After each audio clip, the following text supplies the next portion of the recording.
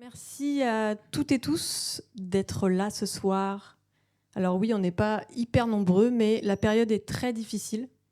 On a tout fait pour mobiliser, mais malheureusement, bon, voilà, c'est pas grave. Le plus important, c'est la qualité du débat et puis des intervenants. On est très très fiers aujourd'hui de vous réunir. Vous avez toutes et tous un regard très particulier sur ce sujet. Que sont les violences policières et puis le dialogue entre la jeunesse et la police, puisque c'est un sujet qui a touché l'actualité et en fait, c'est un sujet quotidien finalement, mais dont la lumière a été faite plus particulièrement récemment. Alors, je vais commencer par nous présenter, nous, la Rêve, puisque nous organisons cette soirée. Moi, je suis Azel Massigo, je suis porte-parole du parti, qui a été fondé par Aymeric Caron donc en 2018. Aujourd'hui, il est député.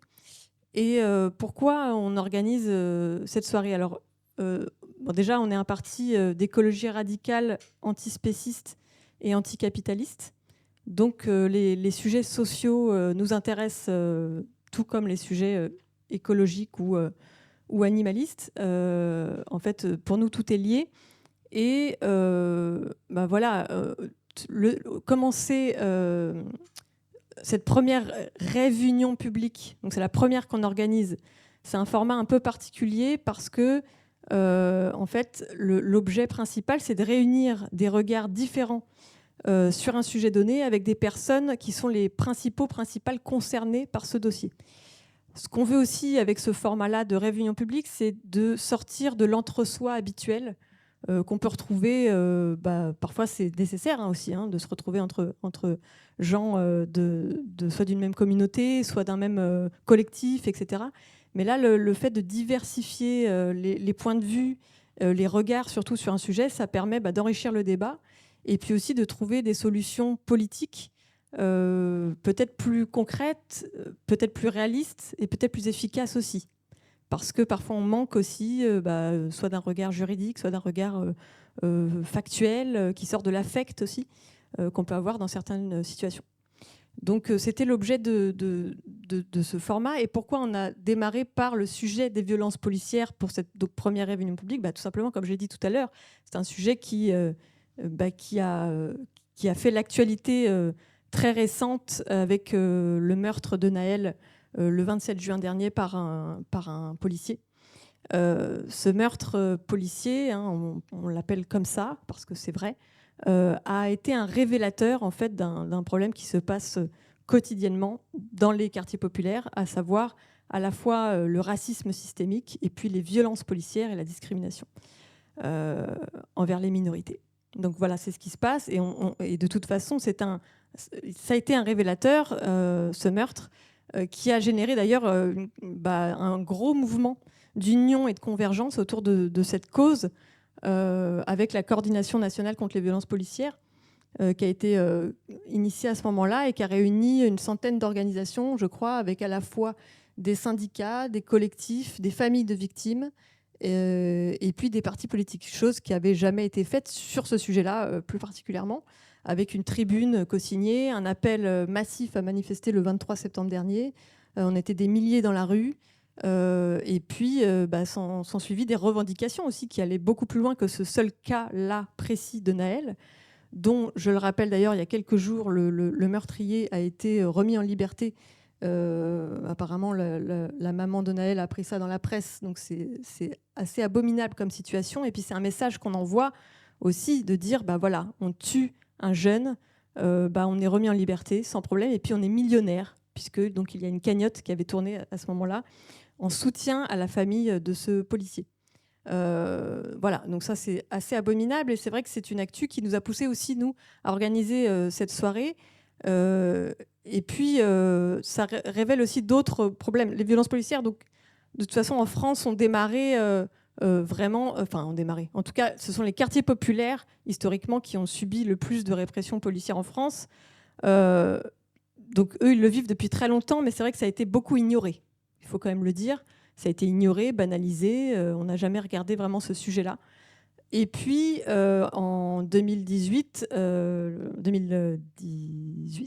les Gilets jaunes sont sortis dans la rue, et la répression qu'ils ont subie, et j'en parlerai tout à l'heure plus longuement, a été également un autre révélateur. C'est-à-dire que là, soudain, ça touchait... Bon, la répression envers des manifestants, ça a déjà existé, hein, mais je veux dire, là, ça a été massif, répété, avec des méthodes assez abominables, et puis en plus, qui ont été condamnées par des organisations comme l'ONU, avec l'utilisation du LBD, des mutilations, etc. J'en parlerai plus tard.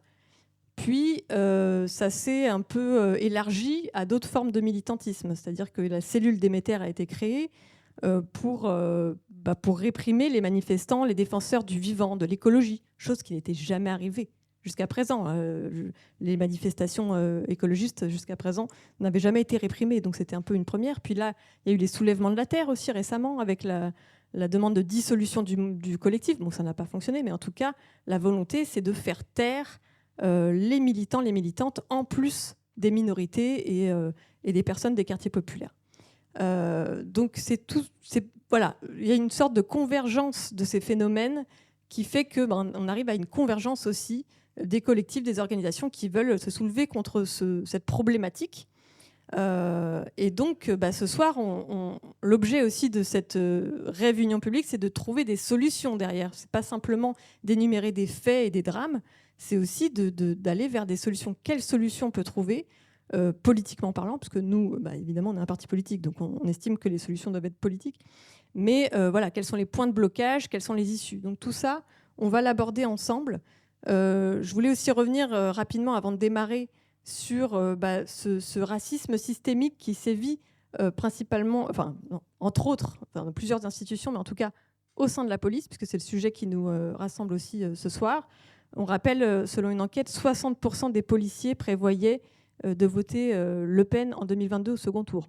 Donc ça, ce sont des chiffres, c'est réel, ce sont des enquêtes. Il y en a d'autres qui vont dans le même sens. On a aussi une montée on en parlera et des personnes seront plus aptes que moi à en parler, mais il y a aussi la montée des syndicats factieux au sein de la police, avec, petite anecdote, Alliance Police, après le meurtre de Naël. Donc Alliance Police, c'est le syndicat majoritaire, qui publie un communiqué qui fait absolument froid dans le dos, où il parle des habitants des quartiers populaires et des jeunes qui, à l'époque, on parlait d'émeutes, mais moi, on préfère appeler ça des soulèvements, finalement. Ils les ont nommés avec un langage spéciste, presque, de dire ce sont des hordes de sauvages. C'est-à-dire on animalise les gens.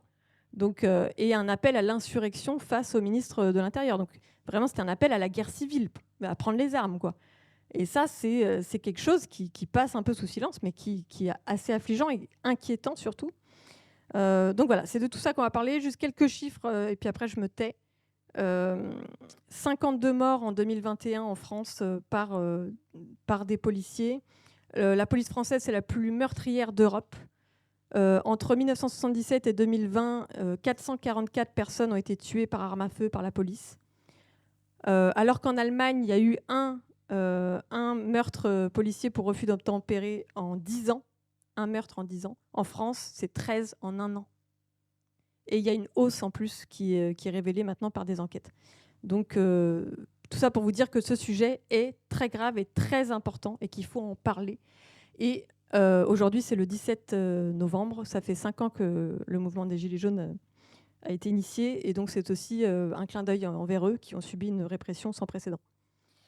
Voilà, donc on va démarrer par un petit tour des interventions. On va commencer par la partie constat fait. Voilà, j'ai fait quelques chiffres, mais ce qui m'intéresse, c'est de te demander à toi, Michel Guercy. Tu es journaliste. Tu es membre aussi du collectif Vérité et Justice pour Safiatou, Ilan et Salif. Et tu es militante, antiraciste, féministe. Voilà. Et donc, je veux bien que tu nous rappelles un petit peu les faits.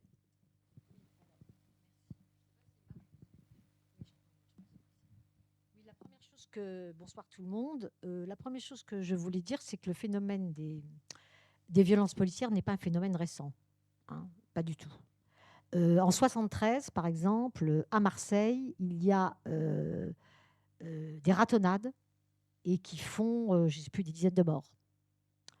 Dans la décennie, selon une enquête de Bastamag, qui a vraiment fait un décompte très très précis depuis les années 70 de ce qui se passe au niveau des violences policières, on était globalement, avant la loi de 2017, sur, entre guillemets, la présomption d'innocence qui a permis je veux dire la présomption de... Oui, qui a permis aux policiers de tirer la fameuse loi, dite loi de permis de tuer, on était globalement entre 15 et 20 morts par an. Je ne vous cache pas que ces 20 morts par an étaient tous dans les quartiers populaires. Et tous des personnages racisés, des personnes jeunes, des jeunes hommes, noirs ou arabes. Et puis, ce phénomène a pris une ampleur absolument incroyable avec la loi de 2017, qui donc permet aux policiers de tirer sur des personnes qui n'obtempéreraient pas, sous prétexte que ces personnes-là pourraient, donc on les soupçonne, hein, c'est une présomption, pourraient porter atteinte à la vie d'autrui. Ça a été une déflagration complète. Et là, on est passé à des niveaux de mort. J'ai les chiffres là, de l'enquête de Bastard Mag. Donc, pendant les 4 décennies précédentes, on était entre 15 et 20 morts par an. Dans la période actuelle, on est entre 20 et 40 morts par an, depuis la loi 2017. Les 3/4 des morts ne sont pas armés, donc ne représentent pas un danger direct pour les policiers qui interviennent. Et je ne sais pas les chiffres parce que les statistiques raciales sont interdites en France, mais ce qu'on sait empiriquement, c'est que les 3/4 des morts, ce sont là encore des jeunes hommes arabes et noirs. Donc il y a un problème extrêmement grave. Le deuxième point que je voulais dire, c'est que tant qu'il s'agissait uniquement des quartiers populaires, c'était silence radio.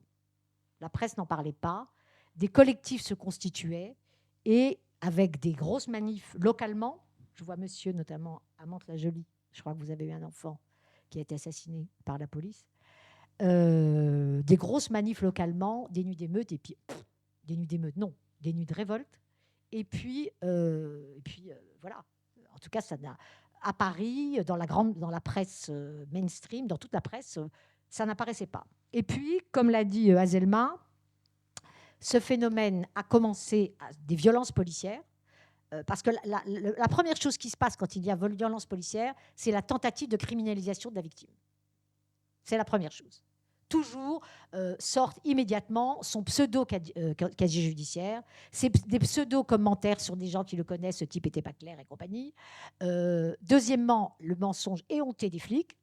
Troisièmement, le fait qu'il soit couvert par l'IGPN et que rien ne sortait. Absolument rien ne sortait.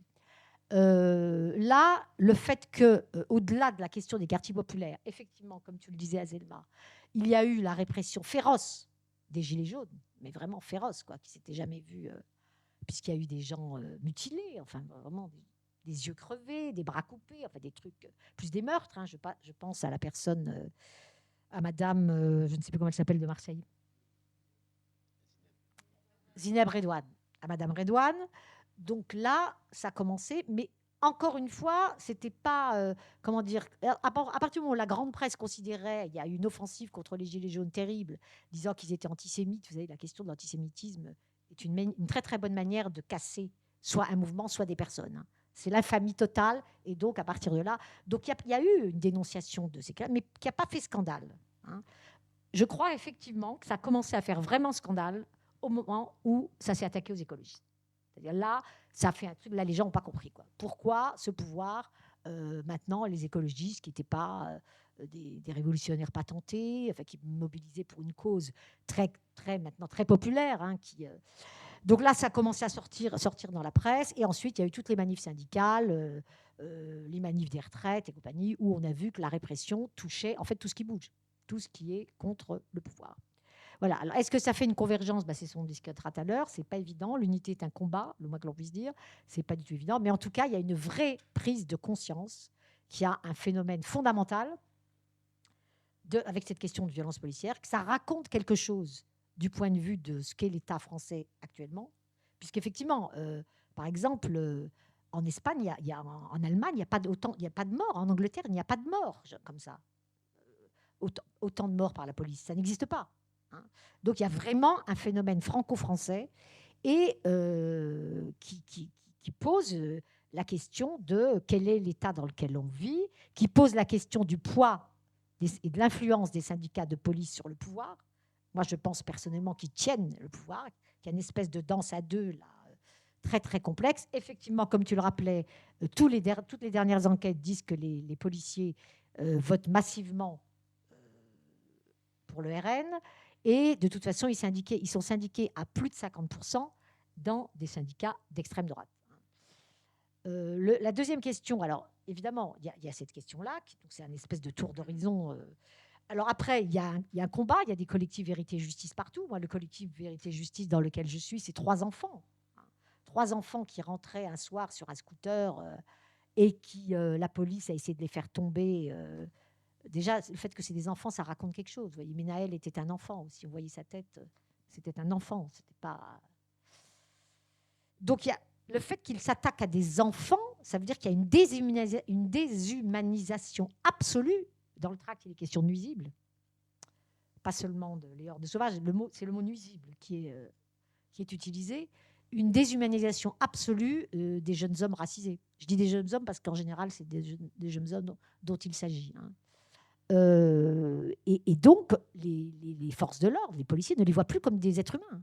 Si on tire sur un gosse de 12 ans, si on le fait tomber par le fameux pare-choquage, c'est quand on ouvre la portière pour les faire tomber. Si ça ne marche pas, on fonce dedans, comme ça s'est passé dans le 20e arrondissement le 13 avril avec les 3 enfants, Safiatou, Salif et Ilan. On fonce dedans en voiture à 40 à l'heure. Je ne sais pas, moi, les gens qui foncent là ne voient pas les gens en face comme des êtres humains, ni comme des enfants, ni comme des êtres humains. Ils les voient comme des nuisibles. Donc la deuxième question fondamentale, là, c'est la question du racisme systémique dans la police, qui existe évidemment dans toute la société. Mais là, il y a un problème structurel qui est très aussi franco-français, auquel, en dehors des mobilisations, je ne vois pas comment très bien on peut régler. C'est qui a été dénoncé par des policiers, qui en général ne sont plus en service. Voilà, écoutez, voilà. Je crois que j'ai passé mon temps de parole. Super, mais c'est parfait. Je te remercie beaucoup. On va passer à Arié, avant de faire des échanges. Mais là, d'abord, c'est le témoignage un peu de chacun et chacune. Arié sur le côté, donc Arié Halimi, qui est avocat au barreau de Paris. Et voilà, et tu as beaucoup travaillé sur ces sujets-là, donc tu es vraiment bien placé pour parler surtout de l'angle juridique. Qu'est-ce que dit la loi? Mon micro est super fort, peut-être. Bon, en tout cas, on t'écoute. Merci beaucoup, Azelma. Merci à vous tous d'être présents. Merci à la libraire d'être venue. Merci à tout le monde. J'entends l'indignation. Et je vois l'indignation de plus en plus de familles, de parents qui perdent leurs enfants. Et je crois que c'est l'une des choses les pires qui soient, que de savoir que l'ordre générationnel n'est pas respecté. Et de savoir que ses propres enfants meurent avant soi, du jour au lendemain. Parce que ces enfants ont rencontré ceux qui sont censés les protéger, à savoir les forces de l'ordre, qui sont en principe au service du public et ne devraient user de la violence que dans certains cas. Et la question, c'est de savoir dans quel cas. Parce que finalement, la question des violences policières, c'est d'abord une question de violence et d'usage de la violence, de la contrainte, de la force, des armes. Pas que pour les policiers d'ailleurs, mais d'abord pour le pouvoir. Et je crois que la vraie question, quand on travaille, et moi ça fait une vingtaine d'années que je défends des victimes de violences policières, on en vient forcément à avoir des questions plus fondamentales, plus théoriques, pour essayer de comprendre pourquoi ça arrive, pourquoi ça arrive à telle ou telle sociologie de personnes. On parle là, évidemment, des quartiers populaires, des personnes issues de l'immigration. Et il y a une histoire à ça. Il y a aussi une fonction sociale. Mais ça ne concerne pas que les quartiers populaires. Ça concerne évidemment... ça concernait même avant les quartiers populaires, les ouvriers, dans le cadre des grèves, dans les usines, dans leur rapport au patronat et à la police qui était envoyée. Donc effectivement, vous avez raison de dire que ça ne date pas d'hier, la violence policière, et ça a toujours été un outil de pouvoir. Peut-être même que aujourd'hui, on pense que l'exercice du pouvoir va ipso facto avec l'exercice de la violence. Et c'est vraiment une des questions qu'on doit se poser. C'est est-ce qu'il peut y avoir un pouvoir sans violence ? Et est-ce que la violence existe forcément et doit forcément être utilisée par le pouvoir ? Mais avant d'arriver à cette réflexion philosophique, évidemment, il faut savoir comment cette violence s'exerce aujourd'hui. Et depuis les années 60, années 50 même, depuis, je crois qu'il y a effectivement des violences policières contemporaines qui naissent dans les quartiers populaires à l'égard des personnes qui sont arrivées en France, et là on parle de la France, mais qui arrivaient des pays anciennement colonisés. Et d'abord, l'Algérie. Et ce que l'on voit, et il y a un auteur que je vous recommande vivement qui s'appelle Mathieu Rigouste, qui est sociologue, qui a travaillé, qui a écrit un livre qui s'appelle La domination policière, et qui raconte particulièrement bien comment la police moderne, contemporaine, que nous avons aujourd'hui, est née dans les quartiers populaires. Mais sur les populations qui arrivaient notamment d'Algérie, dans les cités de transit, par exemple, à Gennevilliers ou à Nanterre, et que c'était une police qui avait pour vocation à viser spécifiquement les populations arabes et encore plus spécifiquement algériennes pendant la guerre d'indépendance. Que dans le cadre de cette cité de transit, il y a une autre police qui est née, qui est un petit peu l'héritière de cette police qu'on appelait la BAV, la Brigade Anti-Violence. Il y a une autre police qui est née, et elle est née en 1960 sous l'impulsion d'un préfet qui s'appelle Pierre Bolotte, qui lui-même avait été préfet de l'administration coloniale, notamment à Constantine ou en Algérie, et qui a créé une expérience en Seine-Saint-Denis précisément, qui est celle de la BAC, la Brigade Anti-Criminalité. Donc est née la première unité de la BAC en Seine-Saint-Denis, avec pour vocation de viser spécifiquement les populations algériennes ou issus de l'immigration postcoloniale ou en cours d'indépendance. Et cette brigade anticriminalité, aujourd'hui, on la voit, et vous le savez tous, absolument partout. Mais d'abord, elle a été créée et elle a acquis son expérience dans les quartiers populaires, dans les cités, anciennement cités de transit, qui sont devenues les cités, les quartiers que nous connaissons, avec un regard très particulier, qui n'est pas le fonctionnement de la police traditionnelle ailleurs, dans les grandes villes, au centre des grandes villes, plutôt avec une sociologie plutôt blanche, ou quelquefois plus bourgeoise, pas toujours d'ailleurs, avec un regard particulier qui est celui, et moi je l'ai découvert en tant qu'avocat, parce que c'est comme ça que j'ai découvert les violences policières. J'allais dans les gardes à vue, j'avais eu un entretien avec le jeune homme que je défendais, quelquefois pour des trafics de stupéfiants, quand je les défendais à Bobigny, et parce que je défendais beaucoup de gens à Tremblay en France, pour ceux qui connaissent Tremblay en France. Il se trouve que je connaissais quelqu'un qui travaillait là-bas et qui me faisait désigner en tant qu'avocat pour beaucoup de gens qui vendaient des stupéfiants. Il y a un tissu économique de stupéfiants. Pourquoi ? Parce qu'évidemment, quand on a des quartiers populaires qui ont été l'objet d'une ségrégation sociale, économique, urbanistique pendant des décennies et des décennies, vous avez forcément une misère qui entraîne quelquefois une logique de délinquance et de criminalité. Et vous avez ces ventes de stupéfiants à la sauvette en bas des halls d'immeubles qui arrivent. Les policiers tournent et font des contrôles aux faciès du matin au soir. Quand je parle de contrôle aux faciès, c'est que normalement les contrôles d'identité sont réglementés par le code de procédure pénale. On ne peut contrôler des personnes qu'en raison de critères extérieurs, objectifs. Lorsqu'il y a un trouble à l'ordre public qui vient d'être commis ou qui risque d'être commis, ou bien lorsqu'il y a une infraction qui a été commise. Et ce qu'on a observé en France, et c'est la raison pour laquelle la France a été condamnée désormais à plusieurs reprises, notamment au civil, c'est que vous avez une pratique qui s'est développée, qui a consisté à contrôler surtout des personnes en raison d'un seul critère, leur couleur de peau, leur origine, leur vêtements apparentés à des vêtements qui venaient notamment des quartiers populaires. Et donc, vous avez ces contrôles aux faciès qui sont le sous-jacent des violences policières. Pourquoi ? Parce que c'est au moment de ces contrôles d'identité contrôle au faciès ou des interpellations en bas des halls d'immeubles, que vous avez un contact physique et un rapport entre la police et le jeune ou les jeunes qui sont là.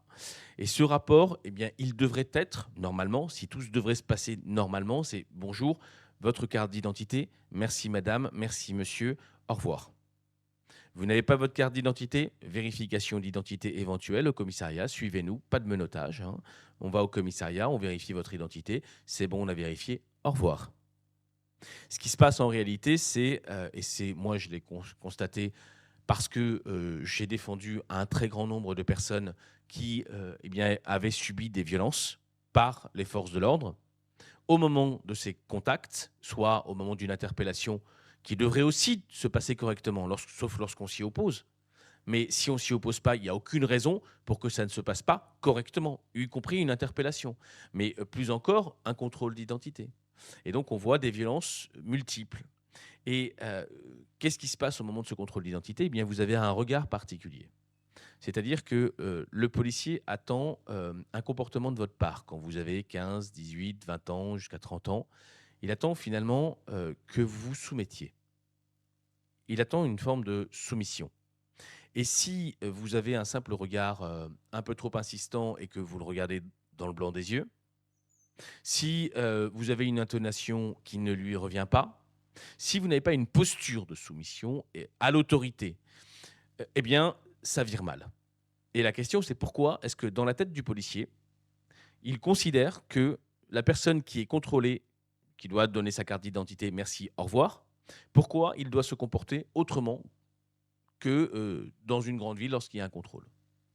Eh bien, la réponse apportée, c'est tout simplement que le policier a été formé ou bien a des biais racistes qui consistent à considérer que ces jeunes qui sont issus de générations et générations, qui viennent après une immigration, qui est une immigration qui a été regardée comme une immigration d'ennemis pour la France, notamment au moment de la guerre d'Algérie, que l'on a parqué dans les quartiers populaires, eh bien, ces enfants de ces générations et générations de personnes qui ont vécu dans les quartiers populaires, qui sont noirs ou qui sont arabes, doivent se soumettre comme la France a considéré qu'ils devaient se soumettre depuis une soixantaine d'années ou 70 ans. Et on a donc un policier qui attend simplement que vous vous soumettiez. Et si vous ne vous soumettez pas, eh bien, il y a un rapport de force qui s'engage. Eh bien, il y a un menottage. Eh bien, il y a une balayette. Et vous êtes mis au sol. Et vous êtes menotté. Et vous êtes emmené au commissariat. Et vous êtes placé en garde à vue. Et vous êtes placé en garde à vue pour un outrage et rébellion. Et l'outrage et rébellion qui est fantasmé, qui est inventé. L'outrage, c'est le fait d'avoir dit des propos outrageants à l'égard d'un policier. La rébellion, c'est le fait d'avoir résisté à une violence alors qu'il n'y a même pas d'infraction préalable. Eh bien, c'est une double punition. On est doublement victime. On est victime d'abord parce qu'on a été victime de violences policières, et après on est une victime de violences judiciaires qui vont se pérenniser, qui vont vous emmener en comparution immédiate, qui vont vous faire condamner simplement parce que en fait, vous avez été victime de violences policières et que le policier voulait instaurer un rapport de soumission. Voilà le quotidien de ces gamins. Et évidemment, au bout d'un moment, eh bien, il y a une frustration terrible, une colère qui s'exprime, quelquefois de la violence. Et c'est probablement ce à quoi on a assisté après la mort de Nahel. Une expression de colère, comme une cocotte minute qui a éclaté après des décennies et décennies de pression. Il y a eu plusieurs moments de révolte populaire en France, en 2005 notamment, après la mort de Ziad Ebouna, et bien d'autres encore. Et ce cycle ne se termine pas. Et donc aujourd'hui, pour finir, parce que j'ai beaucoup parlé, mais je vous parle de ces violences policières, c'est un combat. Ces violences policières, aujourd'hui, elles ont concerné effectivement l'expression politique, puisque de la catégorie de violences policières ethno-raciales, eh bien, on a aussi maintenant des violences contre l'expression politique, contre les manifestants, contre les gilets jaunes, contre les lois travail, contre tous ceux qui s'expriment politiquement avec un transfert de technologie et d'unités des quartiers populaires qui ont été un lieu d'expérimentation vers les grandes villes et vers les manifestations. Donc tout le monde est concerné aujourd'hui.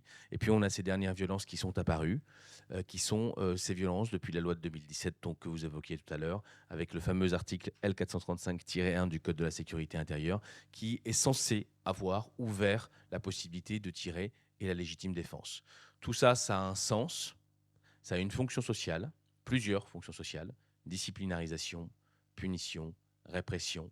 Mais ce sens-là, il est constitutif et consubstantiel à l'exercice du pouvoir. La question, c'est comment changer le sens et le fonctionnement de ce pouvoir. Je te remercie. Je vais passer la parole à Samia El Khalfaoui. Tu es la tante de Souheil El Khalfaoui, qui a été abattue par la police en 2021 à Marseille, et puis suite à un refus d'obtempérer. Et puis tu es fondatrice de l'association Stop aux violences d'État. Tu es aussi membre de la coordination nationale contre les violences policières et pénitentiaires. Ça. Et puis tu es membre d'autres collectifs, je crois, mais peut-être tu vas en dire plus. Est-ce que tu peux nous donner un peu ton témoignage, toi, en tant que proche, famille de victimes? Alors, bonsoir. Je pense que sur la question des violences policières, de manière générale, on aura le temps d'en reparler par la suite. Moi, je préfère me concentrer sur ce que je connais. Et donc, ce que je connais, c'est ce qui s'est passé et ce qui a conduit au décès de mon neveu. Mon neveu donc, a été abattu par un policier à la suite d'un contrôle routier à Marseille le 4 août 2021. Il était venu chercher un ami. Il était en stationnement et un contrôle a démarré. La fenêtre était ouverte du coup parce qu'il communiquait avec les policiers. Lorsqu'il a entendu un policier sur le trottoir à côté dire que la voiture allait être mise à la fourrière, il a eu un coup de panique. Il a regardé derrière lui, il n'y avait personne et donc il a enclenché une marche arrière. Le policier stagiaire, à 2 secondes après, il avait fait quelques mètres à peine, lui a foncé dessus et il lui a mis une balle dans le cœur, vraisemblablement à 1,50 m. Comme la balle est rentrée directement dans sa chair, les gens qui ont regardé aux fenêtres en rentrant, sortant, tout ça, ne se sont pas vraiment rendus compte tout de suite qu'il s'agissait d'une balle liée à une arme à feu. Puisque en fait, la police, il y a une vidéo 30 secondes après, et la police s'agite autour du collègue je dis collègue parce qu'à Marseille, ils disent ça comme ça, mais son ami qui était passager, pour l'arrêter en fait. Et ça met beaucoup de temps. Et quelques minutes plus tard, on voit mon neveu tendre la tête vers la fenêtre. On le voit dans la vidéo, comme s'il essayait de récupérer de l'air. Et les gens qui étaient aux fenêtres là ont vu sa tête et se sont dit, il y a un problème. Et donc, tout le monde s'est mis à hurler, il faut appeler les pompiers, etc. Les pompiers sont venus 11 minutes plus tard. Alors, ce qui nous rassure, c'est de savoir que finalement, d'après l'autopsie, dans tous les cas, s'il y avait eu des pompiers qui arrivaient plus tôt, ils n'auraient pas pu le sauver. En revanche, d'avoir découvert au mois de février sur une émission TFX que la raison pour laquelle les pompiers ont mis autant de temps à venir, c'est probablement parce qu'en fait, ils étaient en train de tourner une sordide émission TFX du type danger à Marseille et avec des journalistes embarqués qui étaient donc habillés en pompiers. Puisqu'on voit le corps de mon neveu au sol qu'ils essaient de ranimer. On l'a découvert comme ça, hein, à la télé, personne ne nous a prévenus. Sur le côté procédural, je ne vais pas y revenir parce que ce n'est pas le sujet. Sur le fait que mon neveu était abattu de la sorte, ça a été possible parce que cette loi de 2017, donc l'article 435-1, permet à un policier qui soit se sent en danger, soit pense que quelqu'un de son équipage est en danger, soit s'il suppose que peut-être éventuellement, lors de la fuite du conducteur, il pourrait représenter un danger pour quelqu'un d'autre, il a le droit de tirer. C'est exactement ce qui s'est passé pour Naël, notamment. j'ai pris des chiffres qui sont issus en fait de l'IGPN, du dernier rapport. La loi a été promulguée en février 2017. Sur la période 2012 à 2017, la proportion, j'insiste là-dessus parce qu'on dit tout le temps qu'il y a plus de refus d'obtempérer, donc c'est ce qui justifie plus de tirs. Mais si on tient compte juste de la globalité des tirs, entre 2012 et 2007, la proportion de tirs mortels sur l'ensemble des tirs pour refus d'obtempérer, et si on la compare à celle entre 2017 et 2022. Sur la période 2012-2016, donc avant cette loi, sur 100 tirs, 10 étaient mortels. Après cette loi, sur 100 tirs, 35 sont mortels. Comme vous le savez tous, on parle très souvent en fait de la formation des policiers. Donc je peux vous dire qu'avant 2017 et aujourd'hui, ils ne se sont absolument pas tous transformés en tireurs d'élite. Ce qui provoque cette augmentation exponentielle qui aurait dû, c'est une anomalie statistique, tout le monde aurait dû voir qu'il y a un problème, c'est multiplié par 3,5. Ce qui conduit à cette anomalie-là et à ces chiffres-là, c'est tout simplement que par cet article 435-1, vous l'avez tous vu avec la vidéo de Naël notamment, les tirs se font soit sur des voitures à l'arrêt, soit sur des voitures qui démarrent à peine, avec souvent un échange qui a démarré et très souvent une fenêtre ouverte ou semi-ouverte. Donc, je n'ai pas pris de cours de tir, mais si on me fournit une arme à feu et que la personne est assise et que je la vise, il y a une très forte probabilité que ce tir soit mortel. Et c'est ce qui conduit en fait à ça. Pour moi, l'article 435-1, c'est l'article 435-1. À chaque fois, si le policier le décide, il peut retirer une vie.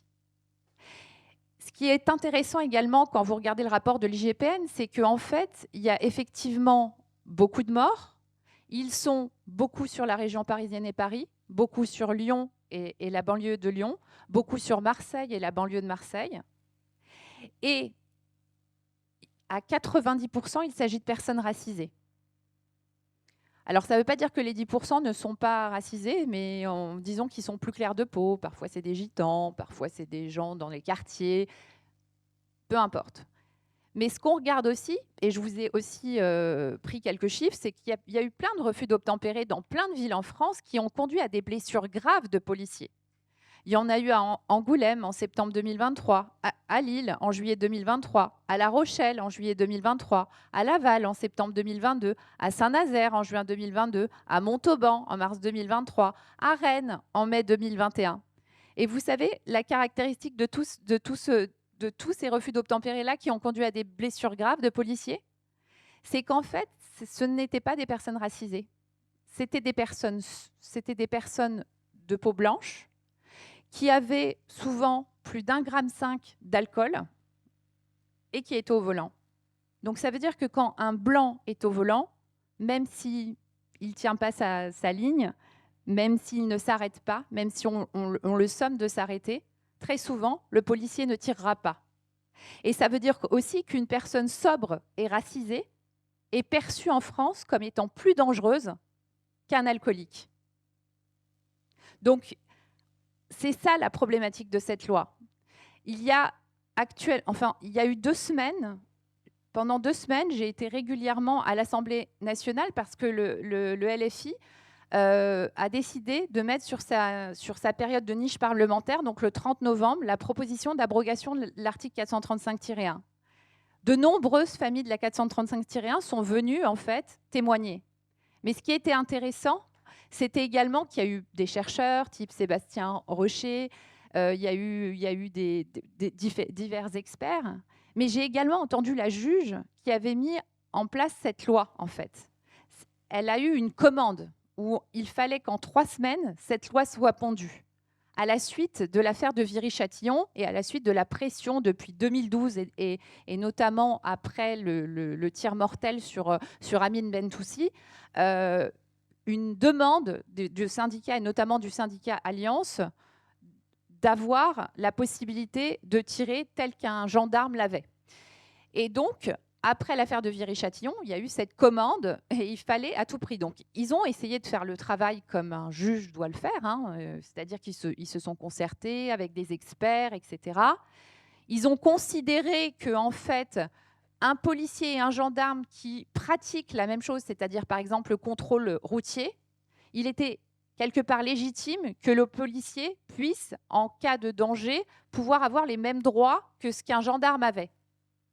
La différence, qu'on soit clair, c'est que les gendarmes, en fait, ont une formation militaire qui est beaucoup plus longue. Ils ont aussi un commandement hiérarchique qui est beaucoup plus structuré que ce qui existe dans la police.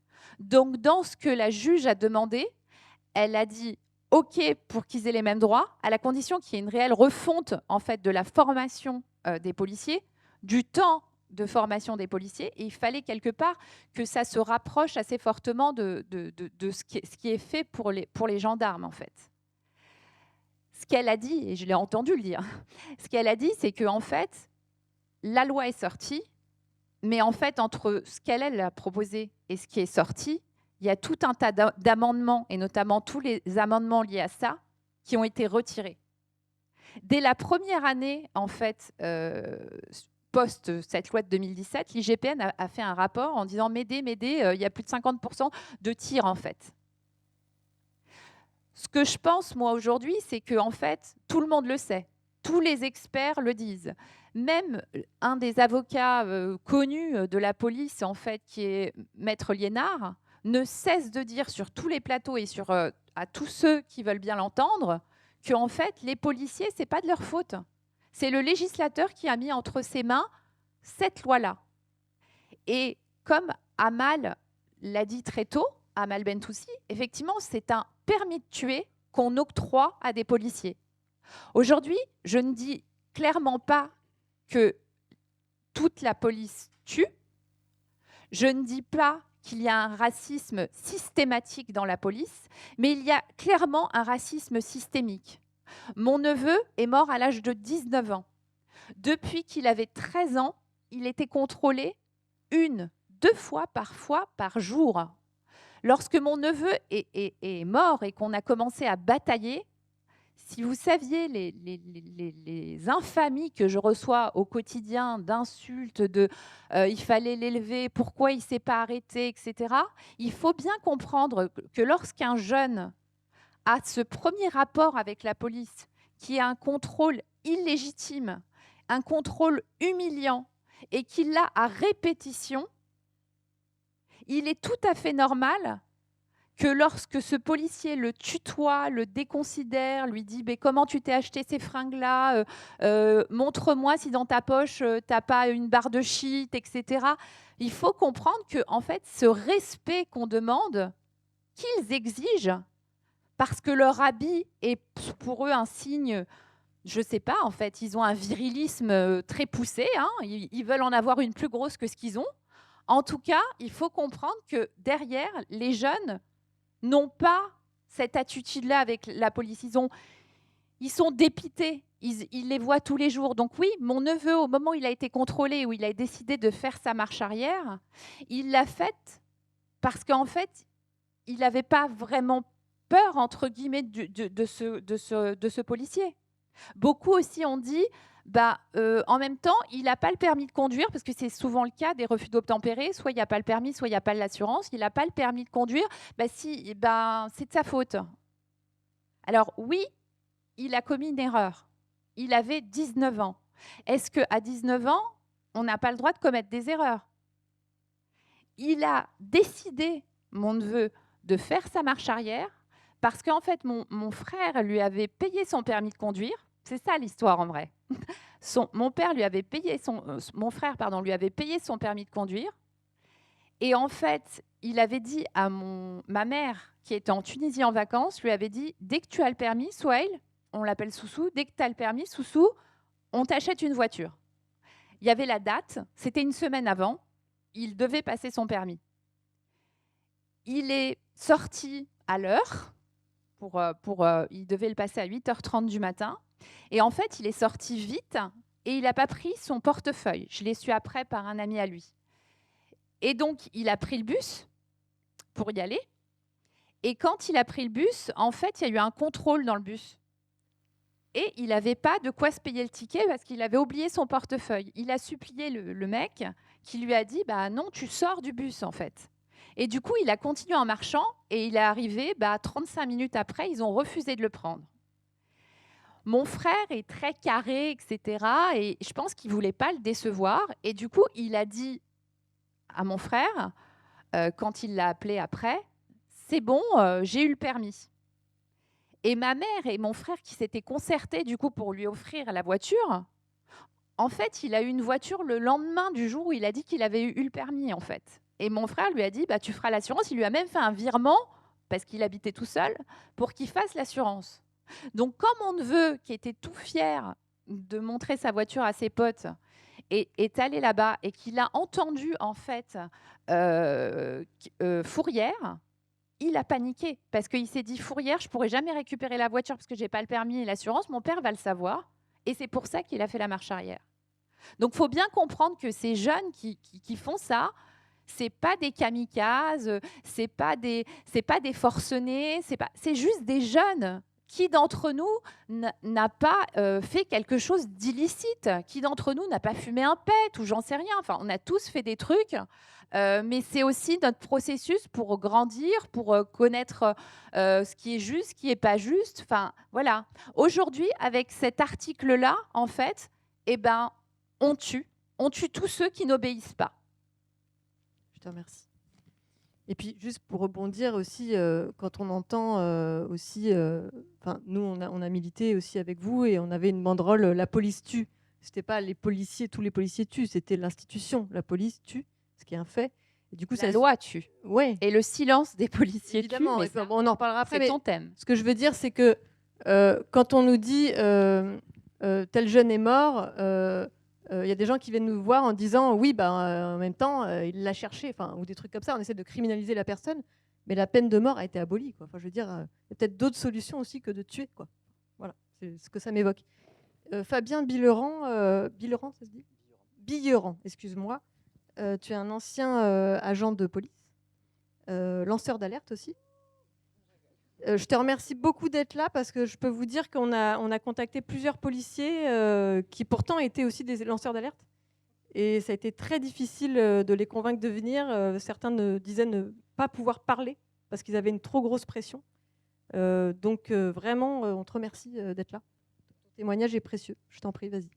Merci, bonsoir tout le monde. Je vais parler de mon expérience, mais je pense qu'elle va assez illustrer les propos précédents. Voilà, j'ai été policier pendant 14 ans. J'ai commencé en 2008 à rentrer dans la police et j'ai commencé à Colombes dans les 92, donc pour ceux qui connaissent. J'ai exercé dans un premier temps 4 ans en police secours pour ensuite évoluer vers les services d'enquête judiciaire au niveau local du commissariat et ensuite à la police judiciaire de Paris, précisément la brigade des stupéfiants. Moi, je suis rentré un peu naïvement dans la police parce que je voulais couper le robinet des dealers pour lutter contre la drogue. Donc, c'était très manichéen. Mais en tout cas, ça a été voilà, mon engagement citoyen parce que j'avais connu des amis, des jeunes, etc., qui consommaient des drogues, notamment de manière problématique. Non, c'était pour le petit chambrage. Mais voilà, tout ça pour dire que j'avais pas forcément de culture politique, militante ou autre avant de rentrer dans la police et que je suis rentré, on va dire, dans le moule, puisque dès l'école de police, on nous a appris que réfléchir, c'est désobéir.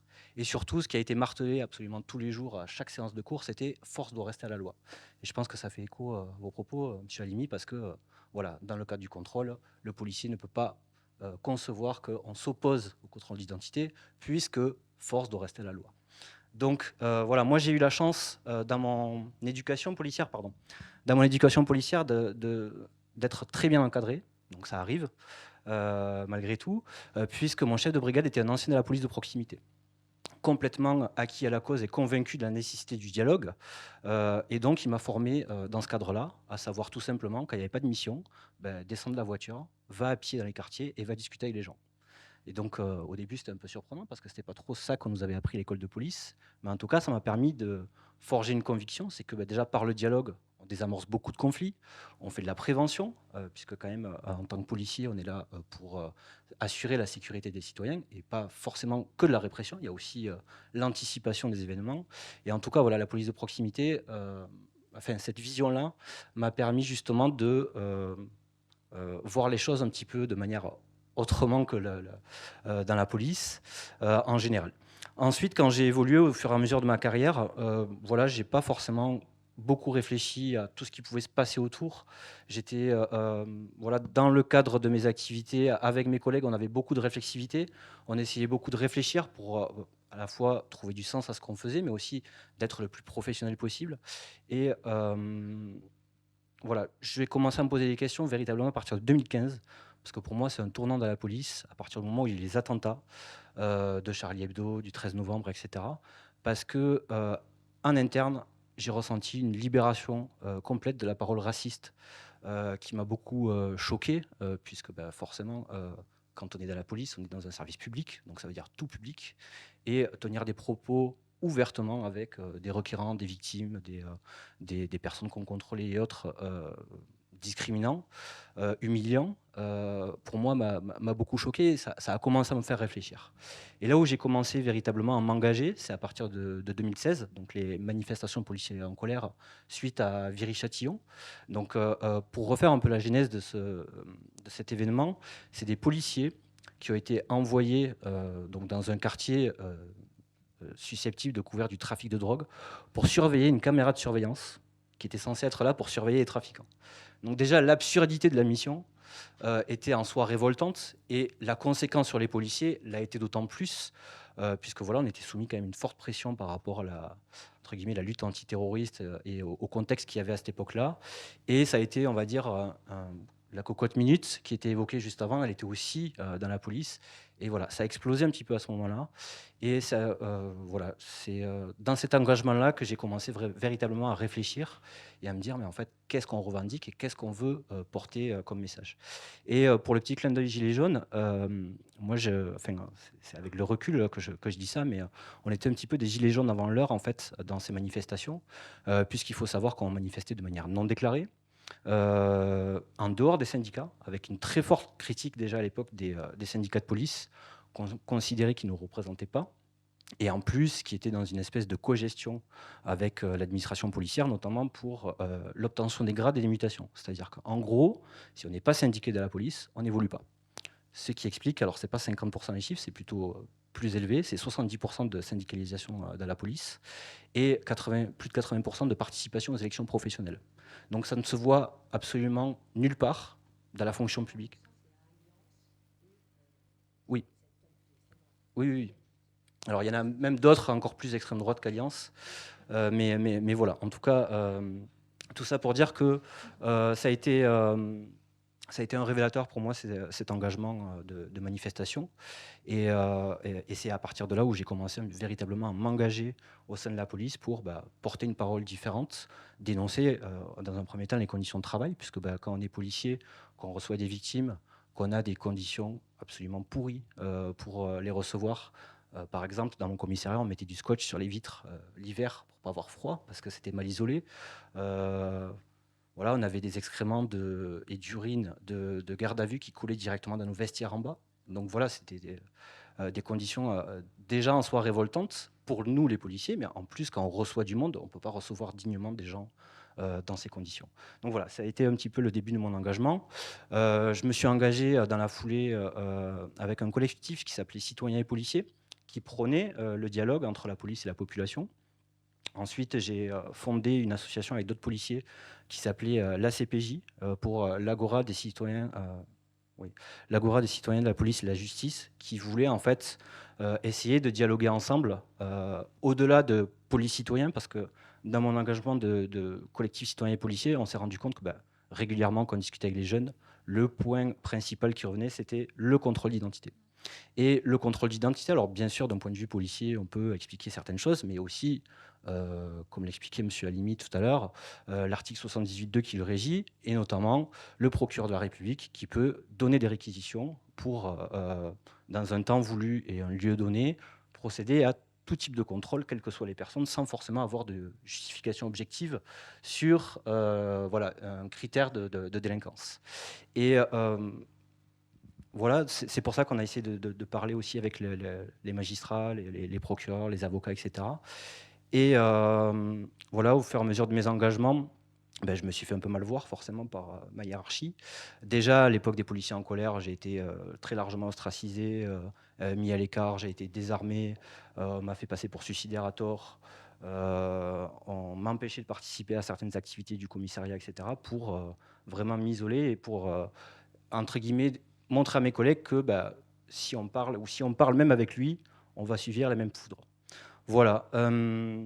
J'ai eu aussi d'autres engagements, parce que moi aussi je dis que la police tue, et j'ose le dire. Alors, on parle de violences policières bien sûr, mais aussi, il faut savoir que le principale cause de mortalité des policiers, c'est le suicide. C'est 45 suicides de policiers par an, ce qui représente 1200 suicides en 25 ans. Donc, on est très très loin de ce que peut dire Alliance, notamment parce qu'on cite Alliance, mais il y en a d'autres, voilà, la dangerosité du métier, l'anéantiflic, etc. Alors, le métier est dangereux, certes, mais en tout cas, la principale cause de mortalité, c'est le suicide. Donc voilà, tous ces engagements m'ont valu malheureusement des foudres qui ont fait que, in fine, j'ai fini par quitter la police pour tout un tas de raisons que j'explique dans mon témoignage dans le livre. Mais voilà, je ne sais pas si ça illustre suffisamment ce qui a été dit avant, mais en tout cas, pour revenir sur l'article de loi que moi j'ai oublié le chiffre là parce qu'il y a tellement d'articles de loi dans la tête que voilà. La genèse, en fait, c'est les policiers en colère. Parce que quand on s'est mobilisé dans la rue, les syndicats ont été complètement débordés. Alliance les premiers. Et pour récupérer la main, on va dire, sur le mouvement et pour éviter qu'il y ait un effet de contagion complet dans la police, ils ont dit bon, on va appuyer sur certaines revendications qui sont censées plaire aux policiers, et notamment cette fameuse loi qui alignait la possibilité pour les policiers par rapport aux gendarmes d'avoir, on va dire, les mêmes prérogatives. Or, pour illustrer, moi depuis cette loi, je n'ai eu aucune formation par rapport à ce changement de loi. Et je ne suis pas le seul, il y a eu beaucoup de policiers qui n'ont absolument pas eu de formation. Et au-delà de ça, ceux qui ont eu la formation, c'était les moniteurs de tir qui la faisaient, donc pas du tout au contact direct, on va dire, des motifs juridiques et autres, et qui disaient, ben voilà, maintenant vous avez le droit de tirer sur les véhicules. C'est ce qui était dit directement en formation. Et Or, les circulaires, tu sais, il y avait une oui, circulaire ben, d'application. tout à fait. Elle y était dans ton commissariat ? Alors oui, elle y était, mais absolument pas expliqué, absolument pas détaillé, etc. Enfin, je veux dire, on devait, pour parler simplement, hein, quand il y avait des circulaires, on devait en prendre connaissance et juste émarger pour dire, voilà, on l'a lu. Donc pour l'administration policière et la hiérarchie, ça voulait dire, c'est bon, les policiers sont au courant, ils vont l'appliquer. Donc voilà, je ne sais pas si ça illustre suffisamment les choses.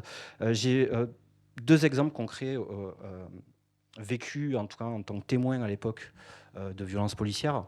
Dans mon commissariat à Colombes, il y a eu voilà, une affaire qui a mobilisé beaucoup de moyens et de garde à vue pour des vols violences de téléphone portable, etc. On avait grosso modo des gamins entre 13 et 20 ans qui étaient en garde à vue pour ces faits-là.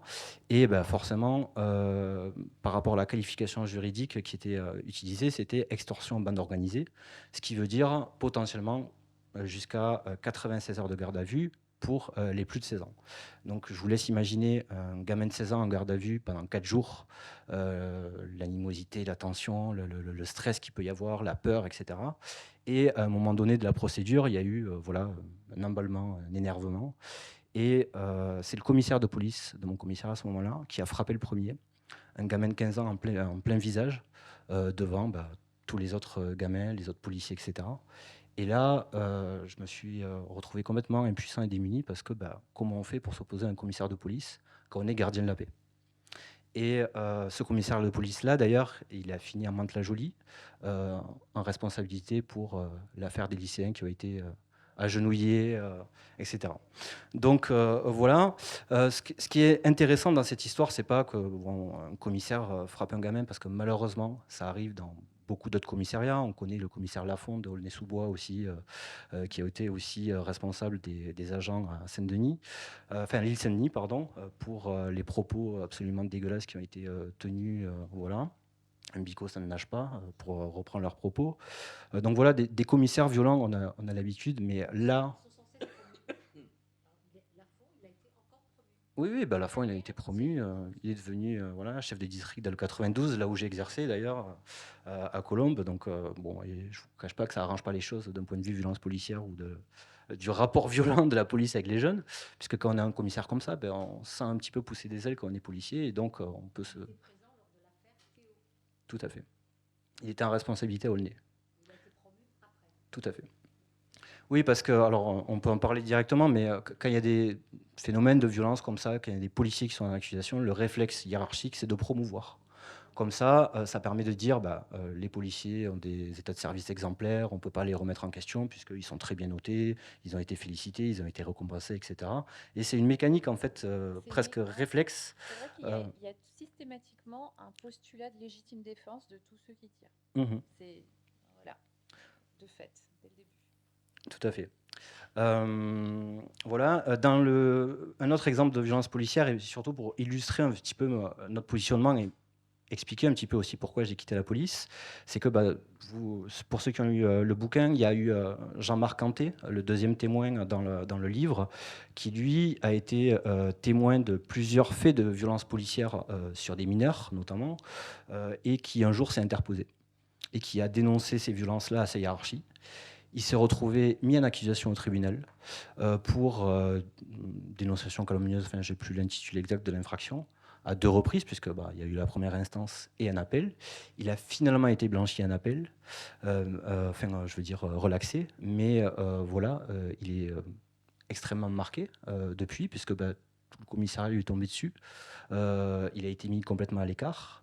À l'heure actuelle, il est en arrêt maladie parce qu'il a été insusté au suicide par ses collègues. Il était dans un bureau avec une chaise mais pas d'ordinateur pour exercer ses missions. Enfin voilà, je veux dire, dès qu'on commence à l'ouvrir, entre guillemets, et dénoncer des choses en interne, ça se retourne contre nous.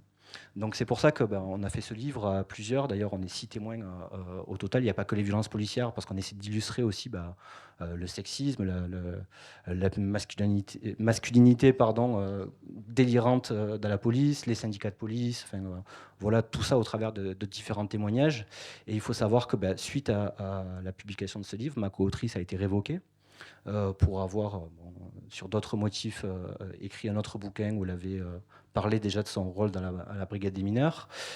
Serge, un des témoins aussi, a gentiment été poussé à la sortie sans explication, sans justification, alors qu'il était très engagé justement dans le rapport police-population et que voilà, il a toujours essayé d'œuvrer honnêtement dans la police.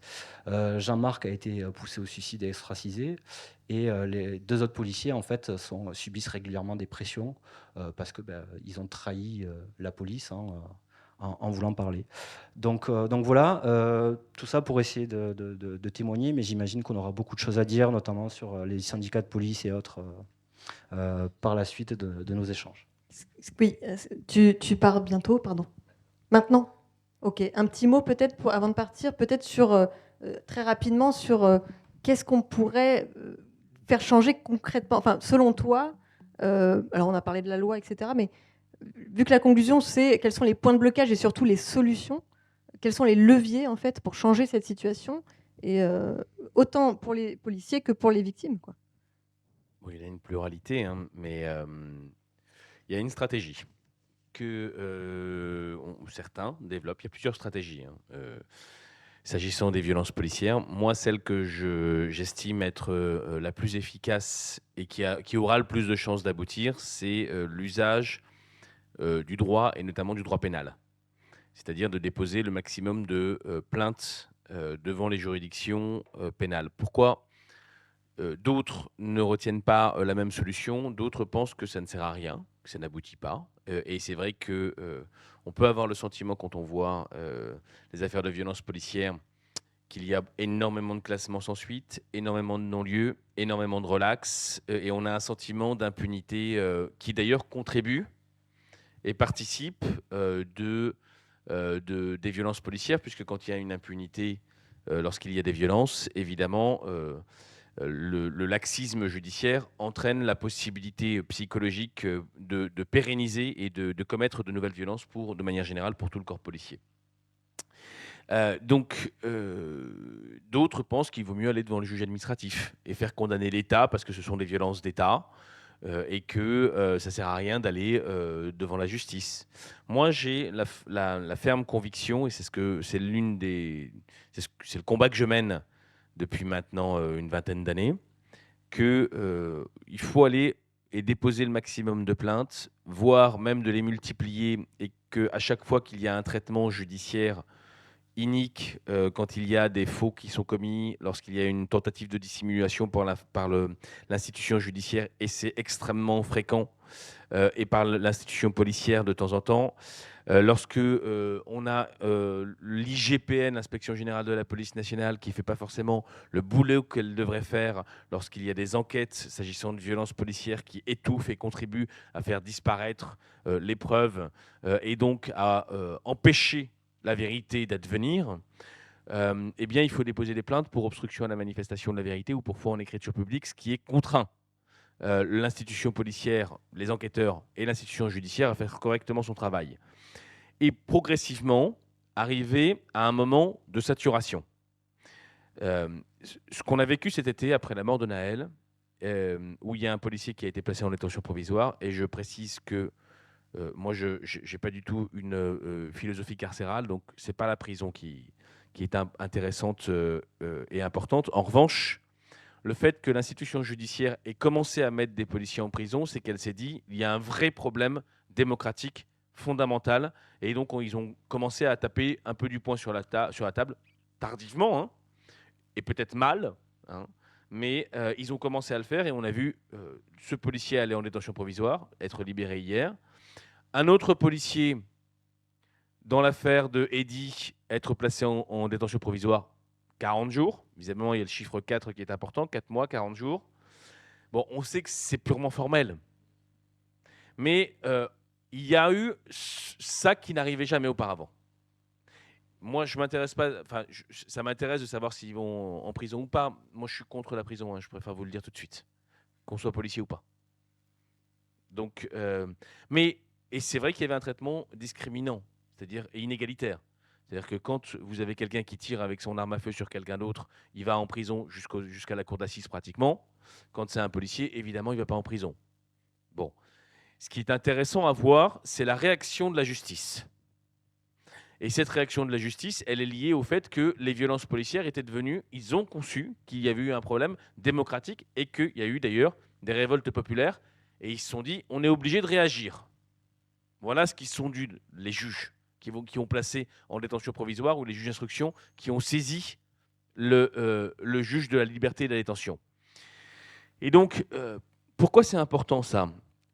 Parce que c'est à force de déposer des plaintes que l'on arrive à saturer la justice avec des affaires de violences policières. Qu'il y a de plus en plus de policiers qui ont commis des violences qui sont sous le coup de contrôle judiciaire ou de procédure judiciaire. Pourquoi c'est important ? Vous me direz, oui, mais de toute manière, à la fin, on n'aboutit pas à grand-chose. Oui, mais ce qui se passe, c'est que pourquoi c'est important ? Tout simplement parce que, à force, vous prenez le mouvement des Gilets jaunes, les policiers, on leur a dit, allez-y, percutez, utilisez la violence, utilisez les armes, on vous couvre. C'est ce que vous a dit, et c'est d'ailleurs là que l'on voit que finalement la violence policière est aussi une violence sur instruction, par la hiérarchie, qui risque pas grand-chose, elle, parce qu'elle n'est jamais poursuivie. Et c'est d'ailleurs la raison pour laquelle l'État ne veut pas qu'on parle de violence policière. Pourquoi il ne veut pas qu'on parle de violence policière ? Parce que derrière, le mot c'est systémique, c'est-à-dire qu'il vient du système, de l'État lui-même, et qu'il préfère que ce soit les policiers qui en prennent, et qui prennent. Parce qu'ils considèrent que ce ne sont que des bavures et des actes individuels, et donc ils préfèrent que ce soit les policiers individuellement qui soient chargés et pas l'État lui-même pour les instructions qu'il donne. Donc évidemment, il ne veut pas qu'on parle de violence policière. Mais là, pour revenir sur ce qui s'est passé à Marseille, on a eu un moment de rupture qui est lié à la pression que les militants et que les victimes et les familles de victimes ont mise pendant ces dernières décennies. Et ce moment-là, c'est, voilà, la justice réagit enfin. Et en réagissant, les policiers se sont dit, mais attendez, mais vous nous avez dit à nous qu'on pouvait y aller. qu'on pouvait être violent. Pourquoi est-ce qu'on va en tôle ? Vous nous aviez promis qu'on allait être protégés. Et donc, puisque c'est comme ça, j'arrête de bosser. Je me mets je me mets en grève par arrêt maladie, ce qui est déjà en soi une illégalité absolue, puisque d'abord, on ne peut pas se mettre en grève quand on est policier, et surtout, on ne peut pas obtenir des faux arrêts maladie pour se mettre en grève. Ce qui veut dire qu'il y a eu des médecins qui ont été conciliants là-dessus. Ce qui interroge aussi sur le fonctionnement de la médecine légale ou de la médecine du travail s'agissant des fonctionnaires de police. C'est un autre problème. Mais pour revenir sur la question que vous me posiez, il y a eu un communiqué de presse d'Alliance et de UNSA. UNSA, hein, qui n'est pas, et qui n'était pas en tout cas pendant très longtemps, du même bord politique que Alliance. Donc on voit qu'il y a eu une idéologisation vers la droite et vers l'extrême droite du corps policier, aussi par là, par les syndicats. Mais surtout, ce communiqué, il parle de nuisibles, c'est-à-dire qu'il parle des Noirs et des Arabes. Première chose.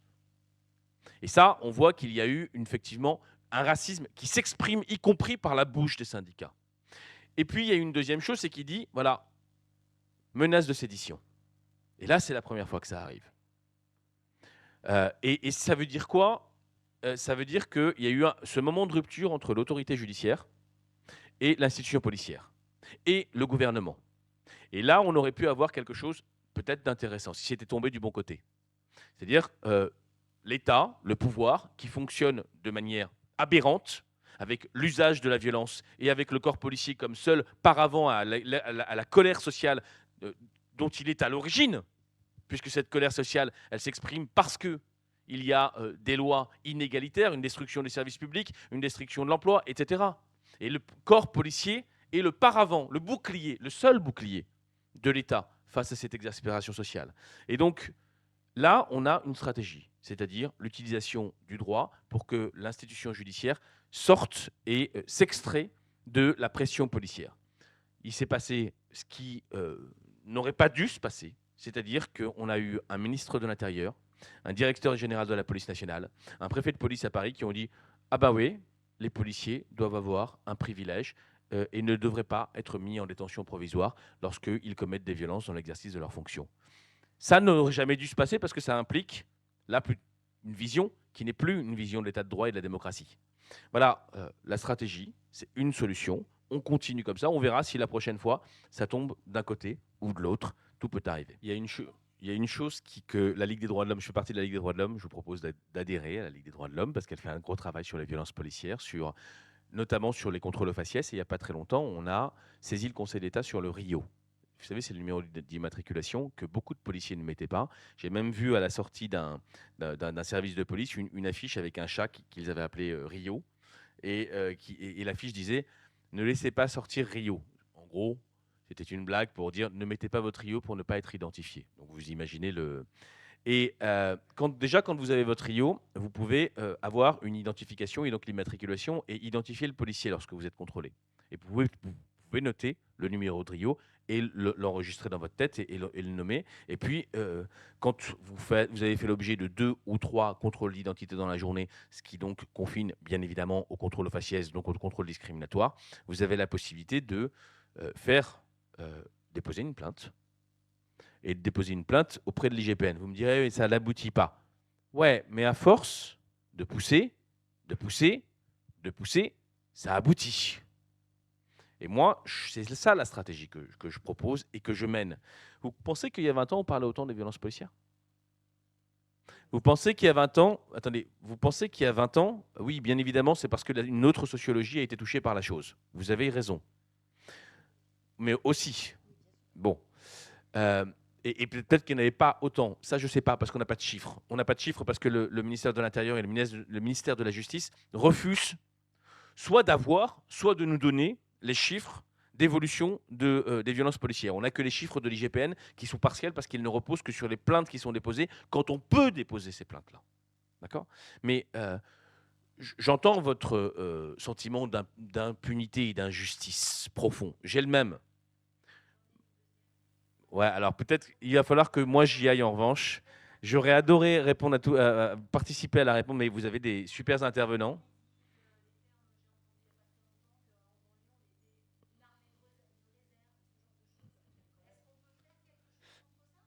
Alors, quand vous avez... Alors, ça choque. J'entends ce que vous me dites. Alors, ça choque. Alors, moi, j'ai participé. Enfin, je sais bien. J'ai participé d'ailleurs à la création d'un collectif qui s'appelle Stop Bolloré. Pourquoi Stop Bolloré? Parce que c'est un groupe médiatique qui a fait de la concentration de médias, qui a acheté des chaînes, des maisons d'édition, de la presse, avec pas uniquement la vocation d'acheter et de récupérer de la thune, mais avec la vocation d'avoir une idéologie réactionnaire, raciste, discriminante, qui s'est développée, comme par exemple la chaîne que vous connaissez certainement, CNews, qui est devenue une chaîne d'opinion réactionnaire qui diffuse des idées racistes et du matin au soir. C'est un projet, ça marche, évidemment que ça marche.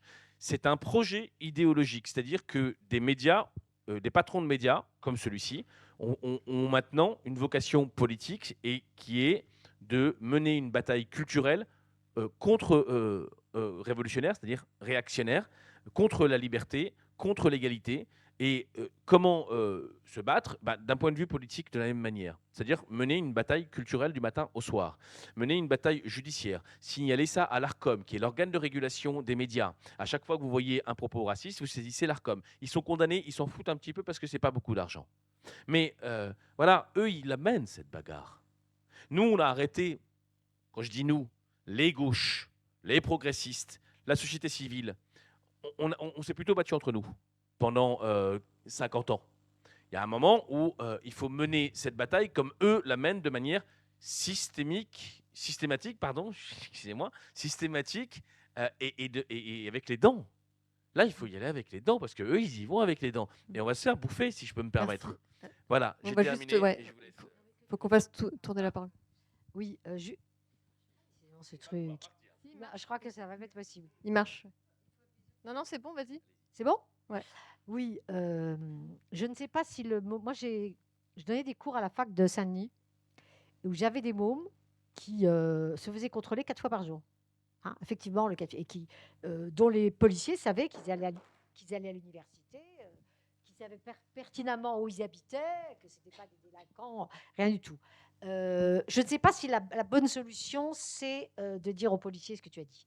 Parce que concrètement, tu pourrais intervenir dans le 20e. Qu'est-ce qui se passe, par exemple, par rapport à des mômes qui éventuellement réagiraient? C'est qu'ils sont ensuite, réagiraient, harcelés. Je crois qu'il y a un camarade dans la salle, qui est dans le 20e arrondissement, qui pourrait expliquer, par exemple, le taux d'amende que des familles entières se prennent avec des sommes gigantesques qui arrivent à 10 000, 15 000 euros. Donc, franchement, je conseillerais jamais, en tout cas, ce n'est pas ce que je conseillais à mes étudiants, de faire ça. Parce que alors, c'est une chose d'être avocat ou d'être extérieur, de ne pas être racisé, juste, et d'être racisé et d'être confronté quotidiennement à cet état d'esprit qui est profondément raciste. Très, très rapidement, si possible. Je vais répondre avant de partir. Je suis racisé. J'ai vécu... je suis né à Sarcelles. J'ai vécu au 4000 à la Courneuve. Et il y a un moment où il faut savoir résister. La question, c'est comment? Pas immédiatement en face à face, parce que sinon, c'est encore pire.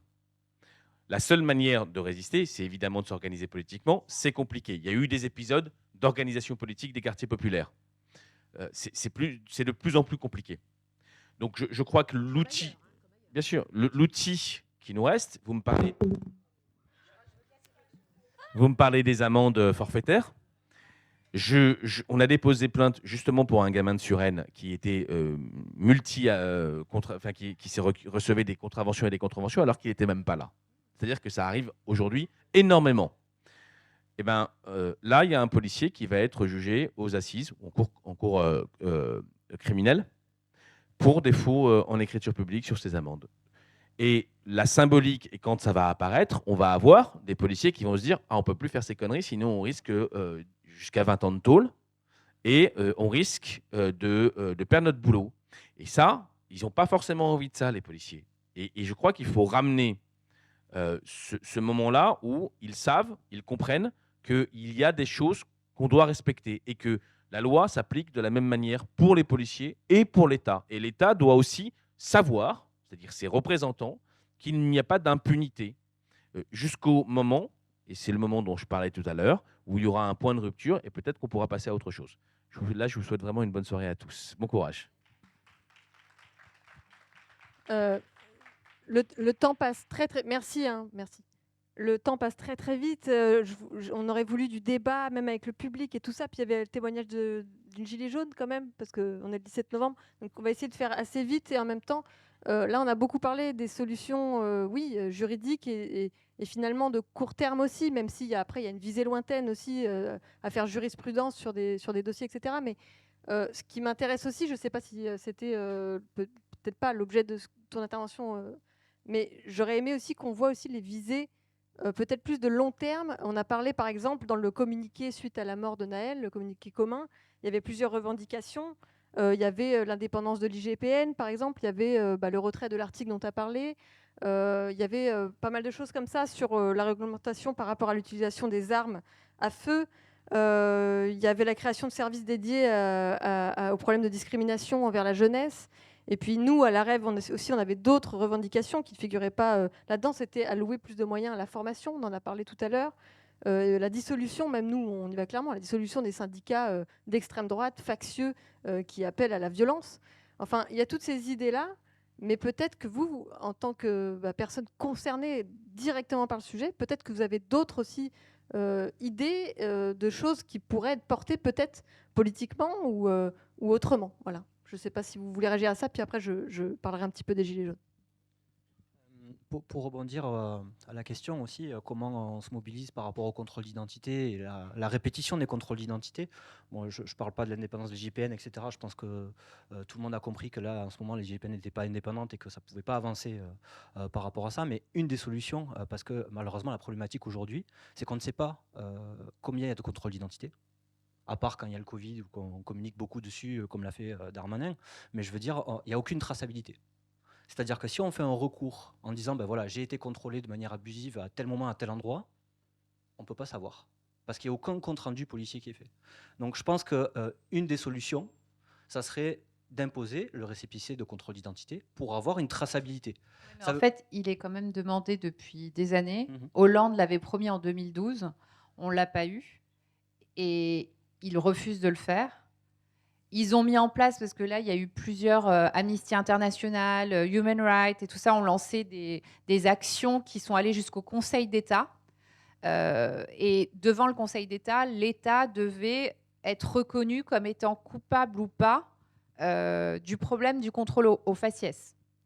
Et au final, ce qu'on a dit, c'est que les RIO, ce qui en est ressorti, c'est que les RIO, parce que ça s'est notamment vu dans le cas d'Eddy, où en fait, vous avez vu les vidéos de surveillance, etc.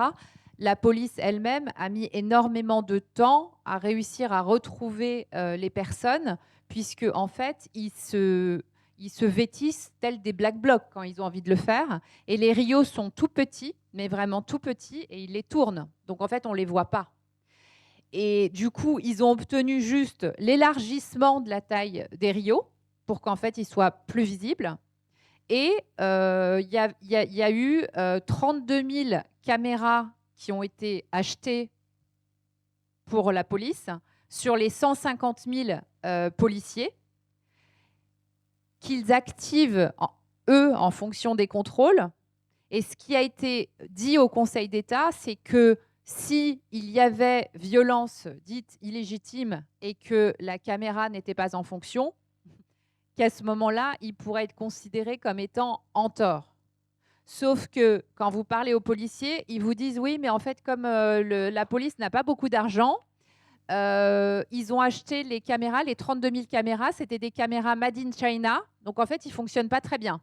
Donc, ce n'est pas de leur faute, en fait. » Et ensuite, ce que tu disais, Siem, concernant quand il y a un contrôle, qu'on subit un contrôle illégitime, qu'est-ce qu'on peut faire?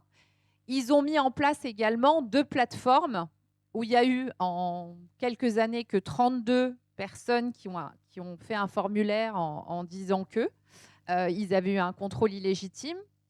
Et malgré 6 ans pour aboutir au Conseil d'État, donc au plus haut niveau, pour accuser l'État, l'État s'est contenté de ça et on repart sur un cycle où en fait il n'y a pas de récépissé, il n'y en aura pas tant que en fait la police mettra sous pression le gouvernement de la sorte, puisqu'il ne faut pas oublier qu'au moment du communiqué d'alliance qui parlait de hordes de sauvages et qu'il fallait exterminer les nuisibles, il y avait surtout une petite phrase dans ce communiqué qui était une injonction à l'État de donner des billes aux policiers pour pouvoir sanctionner davantage les jeunes. Et je me souviens, ce jour-là, j'ai fait un plateau sur BFM et je regardais Moretti, donc notre ministre, avec sa tête enfouie dans son cou, et qui était venu à 17h30 parce qu'il y avait une injonction de réagir ce jour-là, sinon la police allait faire ce qu'elle voulait faire. Et en fait, il est venu pour dire, voilà, en fait, on va taper sur les parents des mineurs et on va leur mettre des amendes, etc. C'était une petite bille pour calmer un peu les policiers. Quand vous voyez ce qui s'est passé avec les révoltes, ces jeunes qui se sont rebellés parce que emmurés, en banlieue. J'ai grandi moi-même en banlieue, dans la ville où j'ai grandi, c'était à Pierrefitte. On n'avait pas de cinéma, on avait un Lidl, on n'avait pas une boulangerie qui faisait du pain autre que du pain rebeu. On avait une petite... je prenais mes livres quand j'étais petite dans un bibliobus qui venait une fois par semaine. On était loin de Paris. Le cirque venait une fois tous les 6 mois.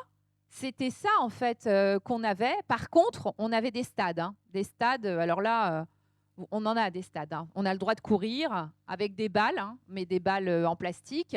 Ça, on a le droit. Et c'est vrai que quand ces jeunes ont dit stop, parce que ça fait des années qu'ils étaient là, et en fait, quand on dit mais pourquoi ils ont fait ça, mais pourquoi ils ont brûlé, mais pourquoi, mais en fait, ils avaient quoi à perdre? C'était quoi leur vie?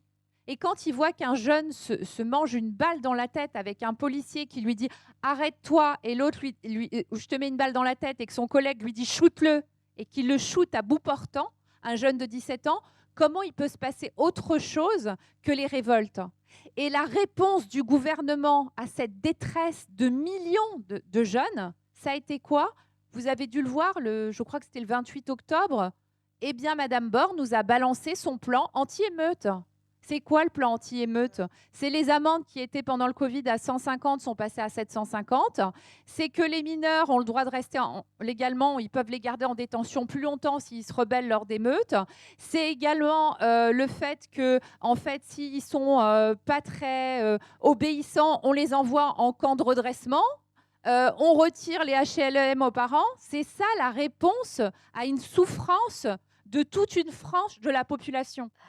Mais ça veut dire quoi? Ça veut dire que la police, actuellement dans ce pays, mais pas que, je pense, mais particulièrement dans ce pays, se sent toute puissante.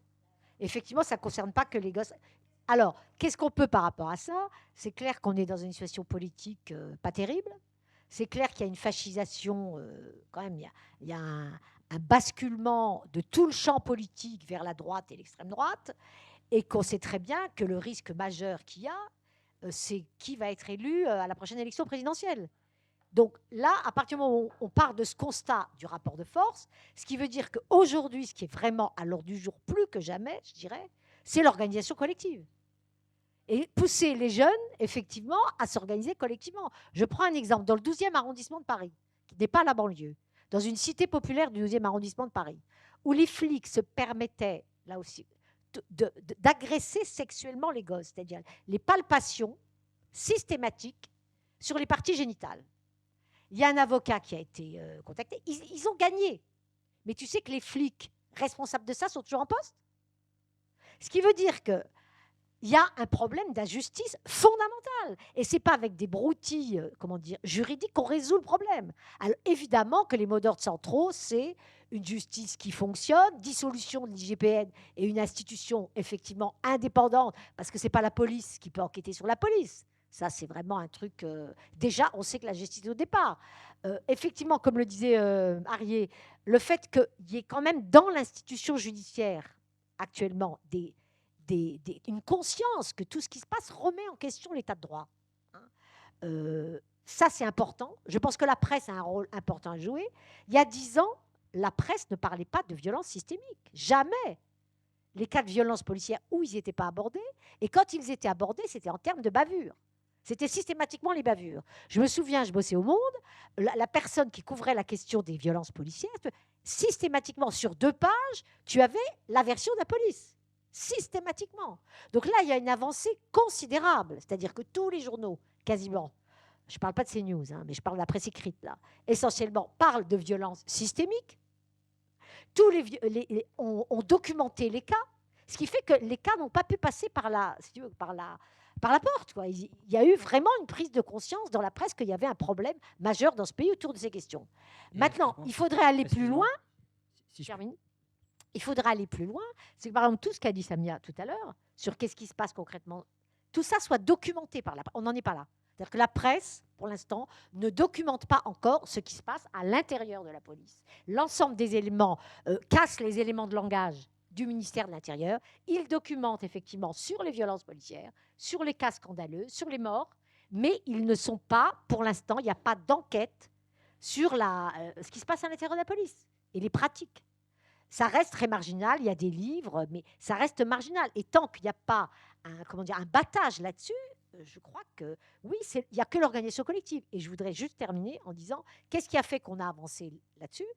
C'est les 100 000 personnes par le comité Adama, Place de la République, il y a 3 ans. Quand il y a un rapport de force comme ça qui se constitue, après l'affaire Joël, ça fait bouger les lignes. Sauf qu'après, il y a aussi des retours de bâton. Parce que Castaner avait proposé, à la suite des mobilisations du comité Adama, 100 000 personnes, Place de la République, je le redis, avait proposé d'interdire le LBD. Mais les flics se sont révoltés. Donc très vite, Castaner a été viré. Et on a hérité de qui ? Donc le poids, la puissance de la police dans ce pays raconte sur où on en est dans le rapport de force politique. Pour compléter, il y a aussi un phénomène dont les policiers ont très peur, c'est les vidéos. Parce que maintenant, on a tous un appareil vidéo dans la poche. Et ça, c'est entre guillemets une arme pour pouvoir faire en sorte que le contrôle se passe bien. C'est-à-dire que vous parliez des adultes, justement, de notre comportement par rapport à tout ça. Quand il y a un contrôle, il faut y assister, il faut y rester, il faut être présent, voire filmer. Parce que ça va pousser les policiers à se comporter correctement. Mais il y a une tentative d'empêcher ça avec la loi sécurité globale. Oui, alors, fort heureusement, ça a échoué. Mais en tout cas, c'est ça qui permet de visibiliser en tout cas une partie des problèmes. Et si on revient un peu sur les solutions politiques, faut savoir qu'actuellement, dans la police, il y a des primes qui s'appellent les indemnités de résultats et de performance, qui sont allouées pour les commissaires, pour les officiers, etc., en fonction des résultats. Et l'évaluation de ces commissaires se fait sur le nombre de gardes à vue, les taux d'élucidation, le taux de présence sur la voie publique des policiers, etc. Donc moi, je pense que si jamais on devait changer cette culture policière, parce que c'est le véritable... Oui, tout à fait. Si on devait changer ça, c'est déjà changer l'évaluation des commissaires, sur quoi on les évalue, et revenir à un service public, à savoir, c'est le taux de satisfaction des usagers qu'il faudrait prendre en compte en priorité avant d'avoir un volume de garde à vue, interpellation, etc. Et au-delà de ça, pour aller plus loin, si chaque commissaire localement devait rendre des comptes à la population, plutôt que de rendre compte verticalement, de manière très hiérarchique, au ministère, il y aurait peut-être un peu plus de discussion, un peu plus de dialogue, puisque pour avoir un dialogue, pour répondre aux thématiques de la soirée, le dialogue, il n'est pas impossible, mais il faut le vouloir. Et actuellement, le ministère de l'Intérieur, la police en général, ne vient pas discuter dans ce genre de format. C'est clair. Et ne viennent pas discuter, même quand il y a des gens qui sont, entre guillemets, même plus acquis à leur cause. Oui, mais voilà. je vais le faire. Donc pour moi, je vais le faire. le fait de, localement, qu'un commissaire puisse rendre des comptes directement à la population, puisse être interpellé directement à la population avec les problématiques locales. Si par exemple la BAC locale s'est mal comportée, qu'on puisse directement interpeller le commissaire pour lui dire attention, il y a un problème avec ta BAC. Ah mais bien sûr, non mais...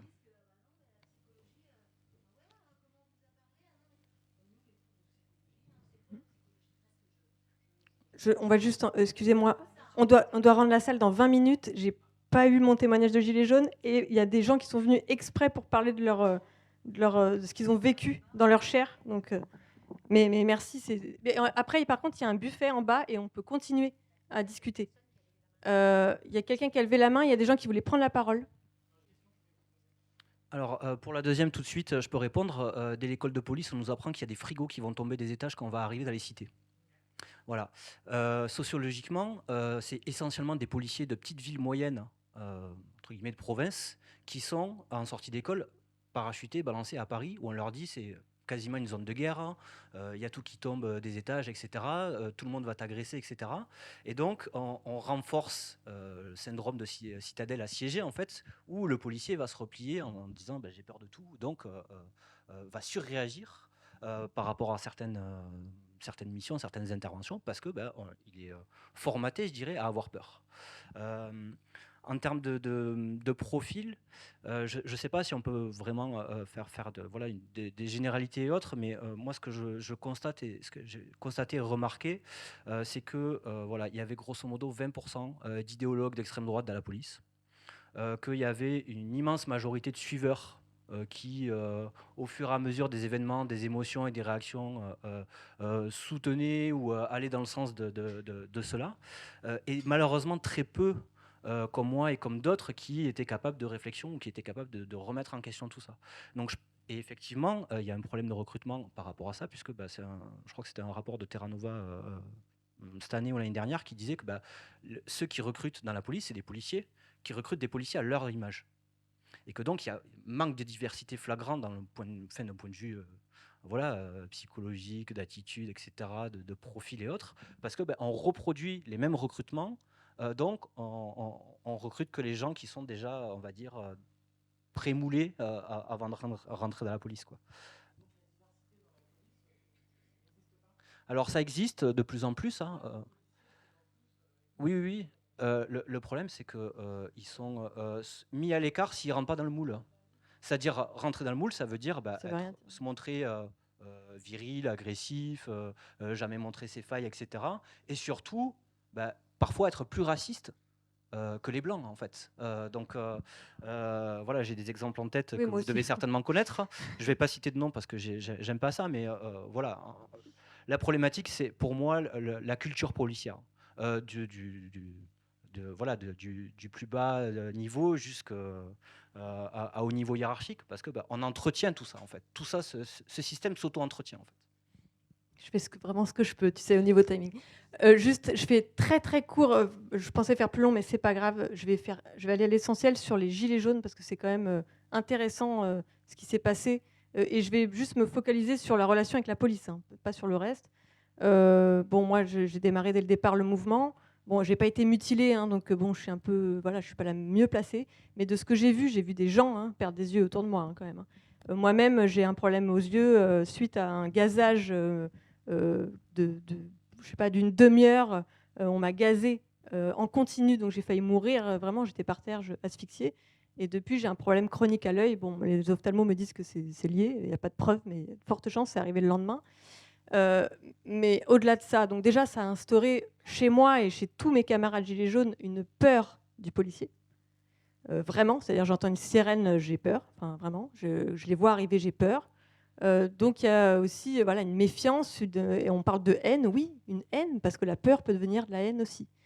Et puis, quelques petites anecdotes comme ça qui me viennent et qui peuvent participer au débat aussi, compléter ce qui a été dit, des exemples de comment le maintien de l'ordre est géré, et aussi pour vous dire que même nous, en tant que Gilets jaunes, on a vu que parfois les policiers eux-mêmes étaient un peu les victimes de ça, dans le sens où, en fait, la hiérarchie, je pense à un cas en général, je crois que c'était début 2019 à Paris, à un moment donné, on était nassés sur une place, et en fait, et dans le nassage, donc le nassage est interdit, il me semble, donc en plus, c'est des lois qui sont transgressées, mais vu que les gens ne sont pas au courant, on obéit, puis de toute façon, on n'a pas bien le choix. Puis d'ailleurs, il y a plein d'autres exemples comme ça de lois transgressées, d'arrêtés, d'interdictions de manifs qui arrivent à la dernière minute, mais en fait, normalement, ils doivent être affichés, donc ils nous donnent une contravention, mais en fait, on n'a pas à les payer, mais on n'est pas au courant, donc on le fait. Enfin, il y a beaucoup de choses abusives comme ça. Les policiers eux-mêmes, parfois, ne sont même pas au courant de ces lois. Enfin, c'est un truc de fou. sans parler du fichage. Moi-même, j'ai été fichée. Enfin, bref, plein de choses comme ça. Voilà, cette histoire de nassage en particulier, qui est ultra stressant. C'est-à-dire qu'il y a le nassage pendant la manif, hein, je l'ai vu, hein, nassage, donc des policiers qui sont là devant le cortège et qui ralentissent exprès ou qui s'arrêtent, parce que c'est des ordres. Hein. Du coup, ça stresse la foule, puis en plus, on s'arrête, on est bloqué, puis du coup, le mouvement de foule fait qu'on va les pousser. Puis du coup, eux, ça justifie le fait qu'après, ils vont soit nous matraquer, soit nous gazer, soit nous envoyer du LBD. Donc voilà, c'est vraiment poussé à la violence involontaire, finalement, qui fait que ça va... Voilà. Si vous voulez, dans 90% des cas dans les manifs, vraiment 90% du temps, la violence venait d'abord des policiers, jamais des manifestants. Et quand ça arrivait, il y avait même parfois des suspicions, parce que j'en ai vu des policiers habillés en black bloc. Hein. Donc ça arrive aussi. Mais bref, en tout cas, pour le nassage, je me souviens d'une scène où je veux sortir, parce qu'on se fait tabasser à l'intérieur, gazer et tout. Les policiers nous disent, mais vraiment très sincèrement, ça se voyait, oui, vous pouvez sortir, mais là-bas. On y va. On peut sortir. Ah non, c'est là-bas, etc., etc. Et en fait, on ne peut pas, et on se rend compte qu'eux-mêmes ne sont pas au courant. Donc, ils sont vraiment sincèrement persuadés qu'on peut sortir de l'autre côté, mais c'est faux. Et donc, on reste là pendant 2 heures. Parfois, on a soif, on tombe dans les pommes. Enfin, donc, je vous laisse imaginer l'état de stress et comment ça peut amener des gens à être violents, à insulter, et ensuite à finir en garde à vue, etc. Quelques chiffres quand même. 33 éborgnés, des mutilés, je ne sais même plus combien, des 3000 condamnations, quasiment 20 000 interpellations, je crois. Enfin, c'est des chiffres hallucinants et en plus, on n'a même pas les vrais chiffres. Tout ça, c'est des estimations faites par des collectifs, des gens qui l'ont fait volontairement parce qu'en fait, il n'y a pas de réelle enquête. On a aussi des gens, des scientifiques indépendants qui ont fait je pense à Alexander Samuel, qui a fait un travail remarquable sur les lacrymos, sur le danger des lacrymos, avec la présence de cyanure. Tout ça a été de cyanure dans les lacrymos, donc c'est quand même un poison, avec des surdoses. L'ONU l'a dit, des organisations l'ont dit. Voilà, je fais pas plus parce que c'est très long, mais vraiment le cas des Gilets jaunes, c'est très intéressant là-dessus. Et je peux vous dire que on a été marqué vraiment profondément et à vie par ce qu'on a vécu. Et il y a eu aussi un phénomène de convergence aussi, un moment de tentative, et ça a réussi plusieurs fois avec les quartiers populaires, parce que voilà, on a reconnu ce qui se passait en fait au quotidien dans ces quartiers. Et nous, on l'avait pas vécu. Et les gilets jaunes, en grande majorité aussi, c'est de la classe précaire, hein, quand même. Donc c'est encore une fois des gens, qui sont invisibilisés en fait. Et donc voilà, c'est pour ça que c'est autre chose encore que la répression contre les militants écolos qui sont issus bien souvent d'une autre classe. Donc voilà, c'était mon témoignage perso. Et puis, juste pour terminer la réunion, parce que vraiment, on n'a plus le temps, c'est malheureux, c'est frustrant, mais je suis désolée. C'est hyper intéressant en tout cas. Et je peux vous dire qu'on va vraiment s'inspirer, nous, dans notre parti en tout cas, de ce qui a été dit là pour étoffer notre programme, parce qu'il faut se baser sur vos témoignages pour faire de la politique. On ne peut pas faire autrement. Donc voilà. Peut-être donner la parole à des gens qui sont venus. Et je sais qu'il y a des familles de victimes qui sont là. Si elles veulent s'exprimer, qu'elles le fassent, ça sera avec plaisir. Si vous voulez, bien sûr, mais je suis au courant qu'il y a peut-être des gens. Mais si vous ne voulez pas, il n'y a pas de souci, on peut prendre des questions.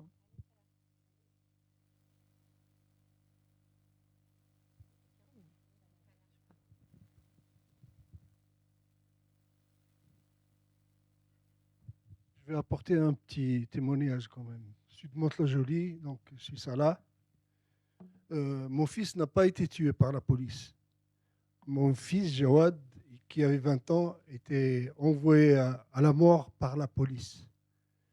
Je vais essayer de vous donner même les dates. Le 8 juillet 1996, il avait 20 ans.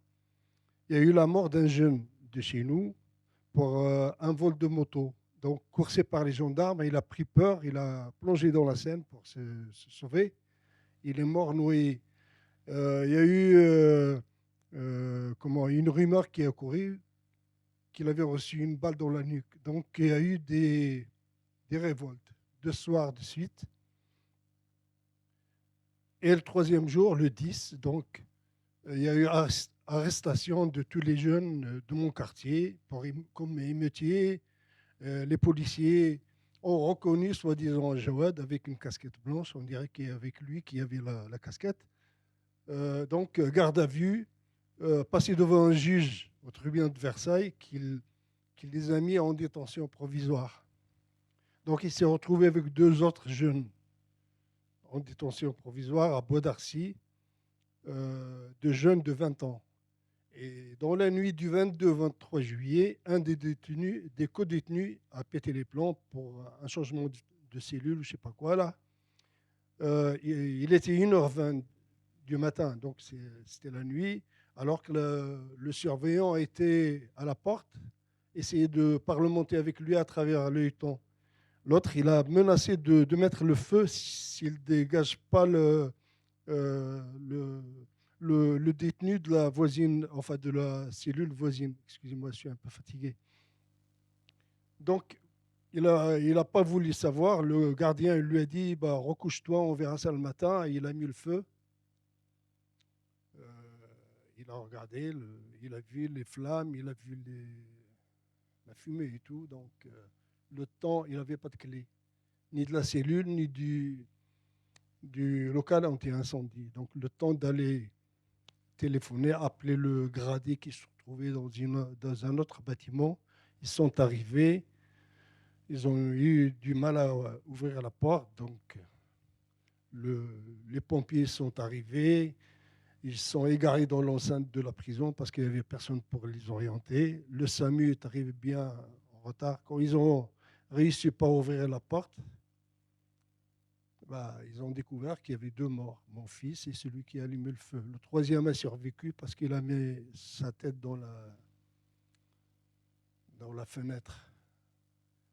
Donc voilà, le matin, le coup de fil du directeur de la maison d'arrêt, il y a eu un problème, c'est moi qui a répondu, parce que la maman, elle attendait un bébé.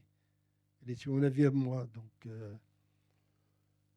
il y a eu un accident. C'est quoi l'accident? Il y a eu un feu, votre fils est mort. C'était la catastrophe. Pour être bref, au départ, moi, je n'ai pas bougé. J'ai dit, bon, on est en France, c'est le pays des droits de l'homme, c'est la justice et tout. Non, il y a eu un classement sans suite. Ça veut dire qu'il ne s'est rien passé. Ben, ils avaient l'habitude de jouer avec nous, surtout nous, les Maghrébins et les Africains, hein, il faut le dire. Hein. J'ai appelé les jeunes, parce que je suis connu à Mantes-la-Jolie. Hein, ça fait 54 ans que je suis là-bas. Parce qu'à chaque fois, il y a une émeute, il y a un mort, une émeute. Bah, on a décidé de casser ce mauvaise habitude. Donc, on s'est créé en association. On a porté plainte avec constitution de partie civile et on a mené un combat. Je me suis engagé au MIB, Mouvement de l'immigration des banlieues. Je suis très proche de l'OIP aussi, l'Observatoire international des prisons. Donc, on s'est créé en association à Mantes-la-Jolie, qu'on avait appelé Justice pour Jawad, qui est redevenu après Mémoire pour Jawad, qui est toujours là. Il y a eu d'autres familles qui sont venues me joindre au MIB de Lyon, de partout, parce qu'à chaque fois, des jeunes qui meurent en prison, soi-disant suicidés, nous, on posait la question. Même quand il y a un suicide, pourquoi ils se suicident? On a interpellé même les journalistes pour leur dire qu'il ne faut plus écrire suicide ou suicidé. C'est des morts suspects ou suspectes, parce qu'on n'est pas là. Donc voilà, on a mené un combat de 12 ans. Et à la fin, on a fait condamner l'État pour 3 fautes lourdes qui sont jurisprudence. Donc, tout ça pour quelque chose quand même, c'était une lutte de tous les jours. Hein. Heureusement, pour combattre les injustices, heureusement, on est une famille solide. La maman, les frères et sœurs, le soutien Et on est protégé aussi à Mantes-la-Jolie, surtout au Val-Fouré, parce que on parle à chaque fois que quelqu'un bouge et tout. On parle aussi tout à l'heure de la famille de Adama Traoré. Il y a trois frères qui étaient en prison. Voilà, c'est pour dire stop, que la famille. Mais nous, on est tranquille parce qu'on est au Val-Fouré. On est tous une famille là-bas, donc les flics ou autres, ils savaient que s'il y a un problème qui nous arrive, quoi, c'est la guerre. Donc voilà, et ça fait 27 ans qu'il est parti. Donc voilà, le but c'est quoi? Moi j'ai fait le serment le 23 juillet 96, j'ai fait le serment à mon fils. Et je lui ai dit, Jawad, je me battrai jusqu'au bout pour toi et pour toutes les victimes. Donc tant qu'il y a les victimes, je suis là et je suis un papa, je suis un papy de 75 ans. Voilà. Merci. Il n'y a rien de plus convaincant, en fait. On ne peut rien ajouter après, je pense. Et on doit rendre en plus la salle dans 5 minutes. Donc, on va poursuivre les débats à l'extérieur. Mais merci beaucoup, beaucoup, beaucoup. On changera ça. On essayera, en tout cas.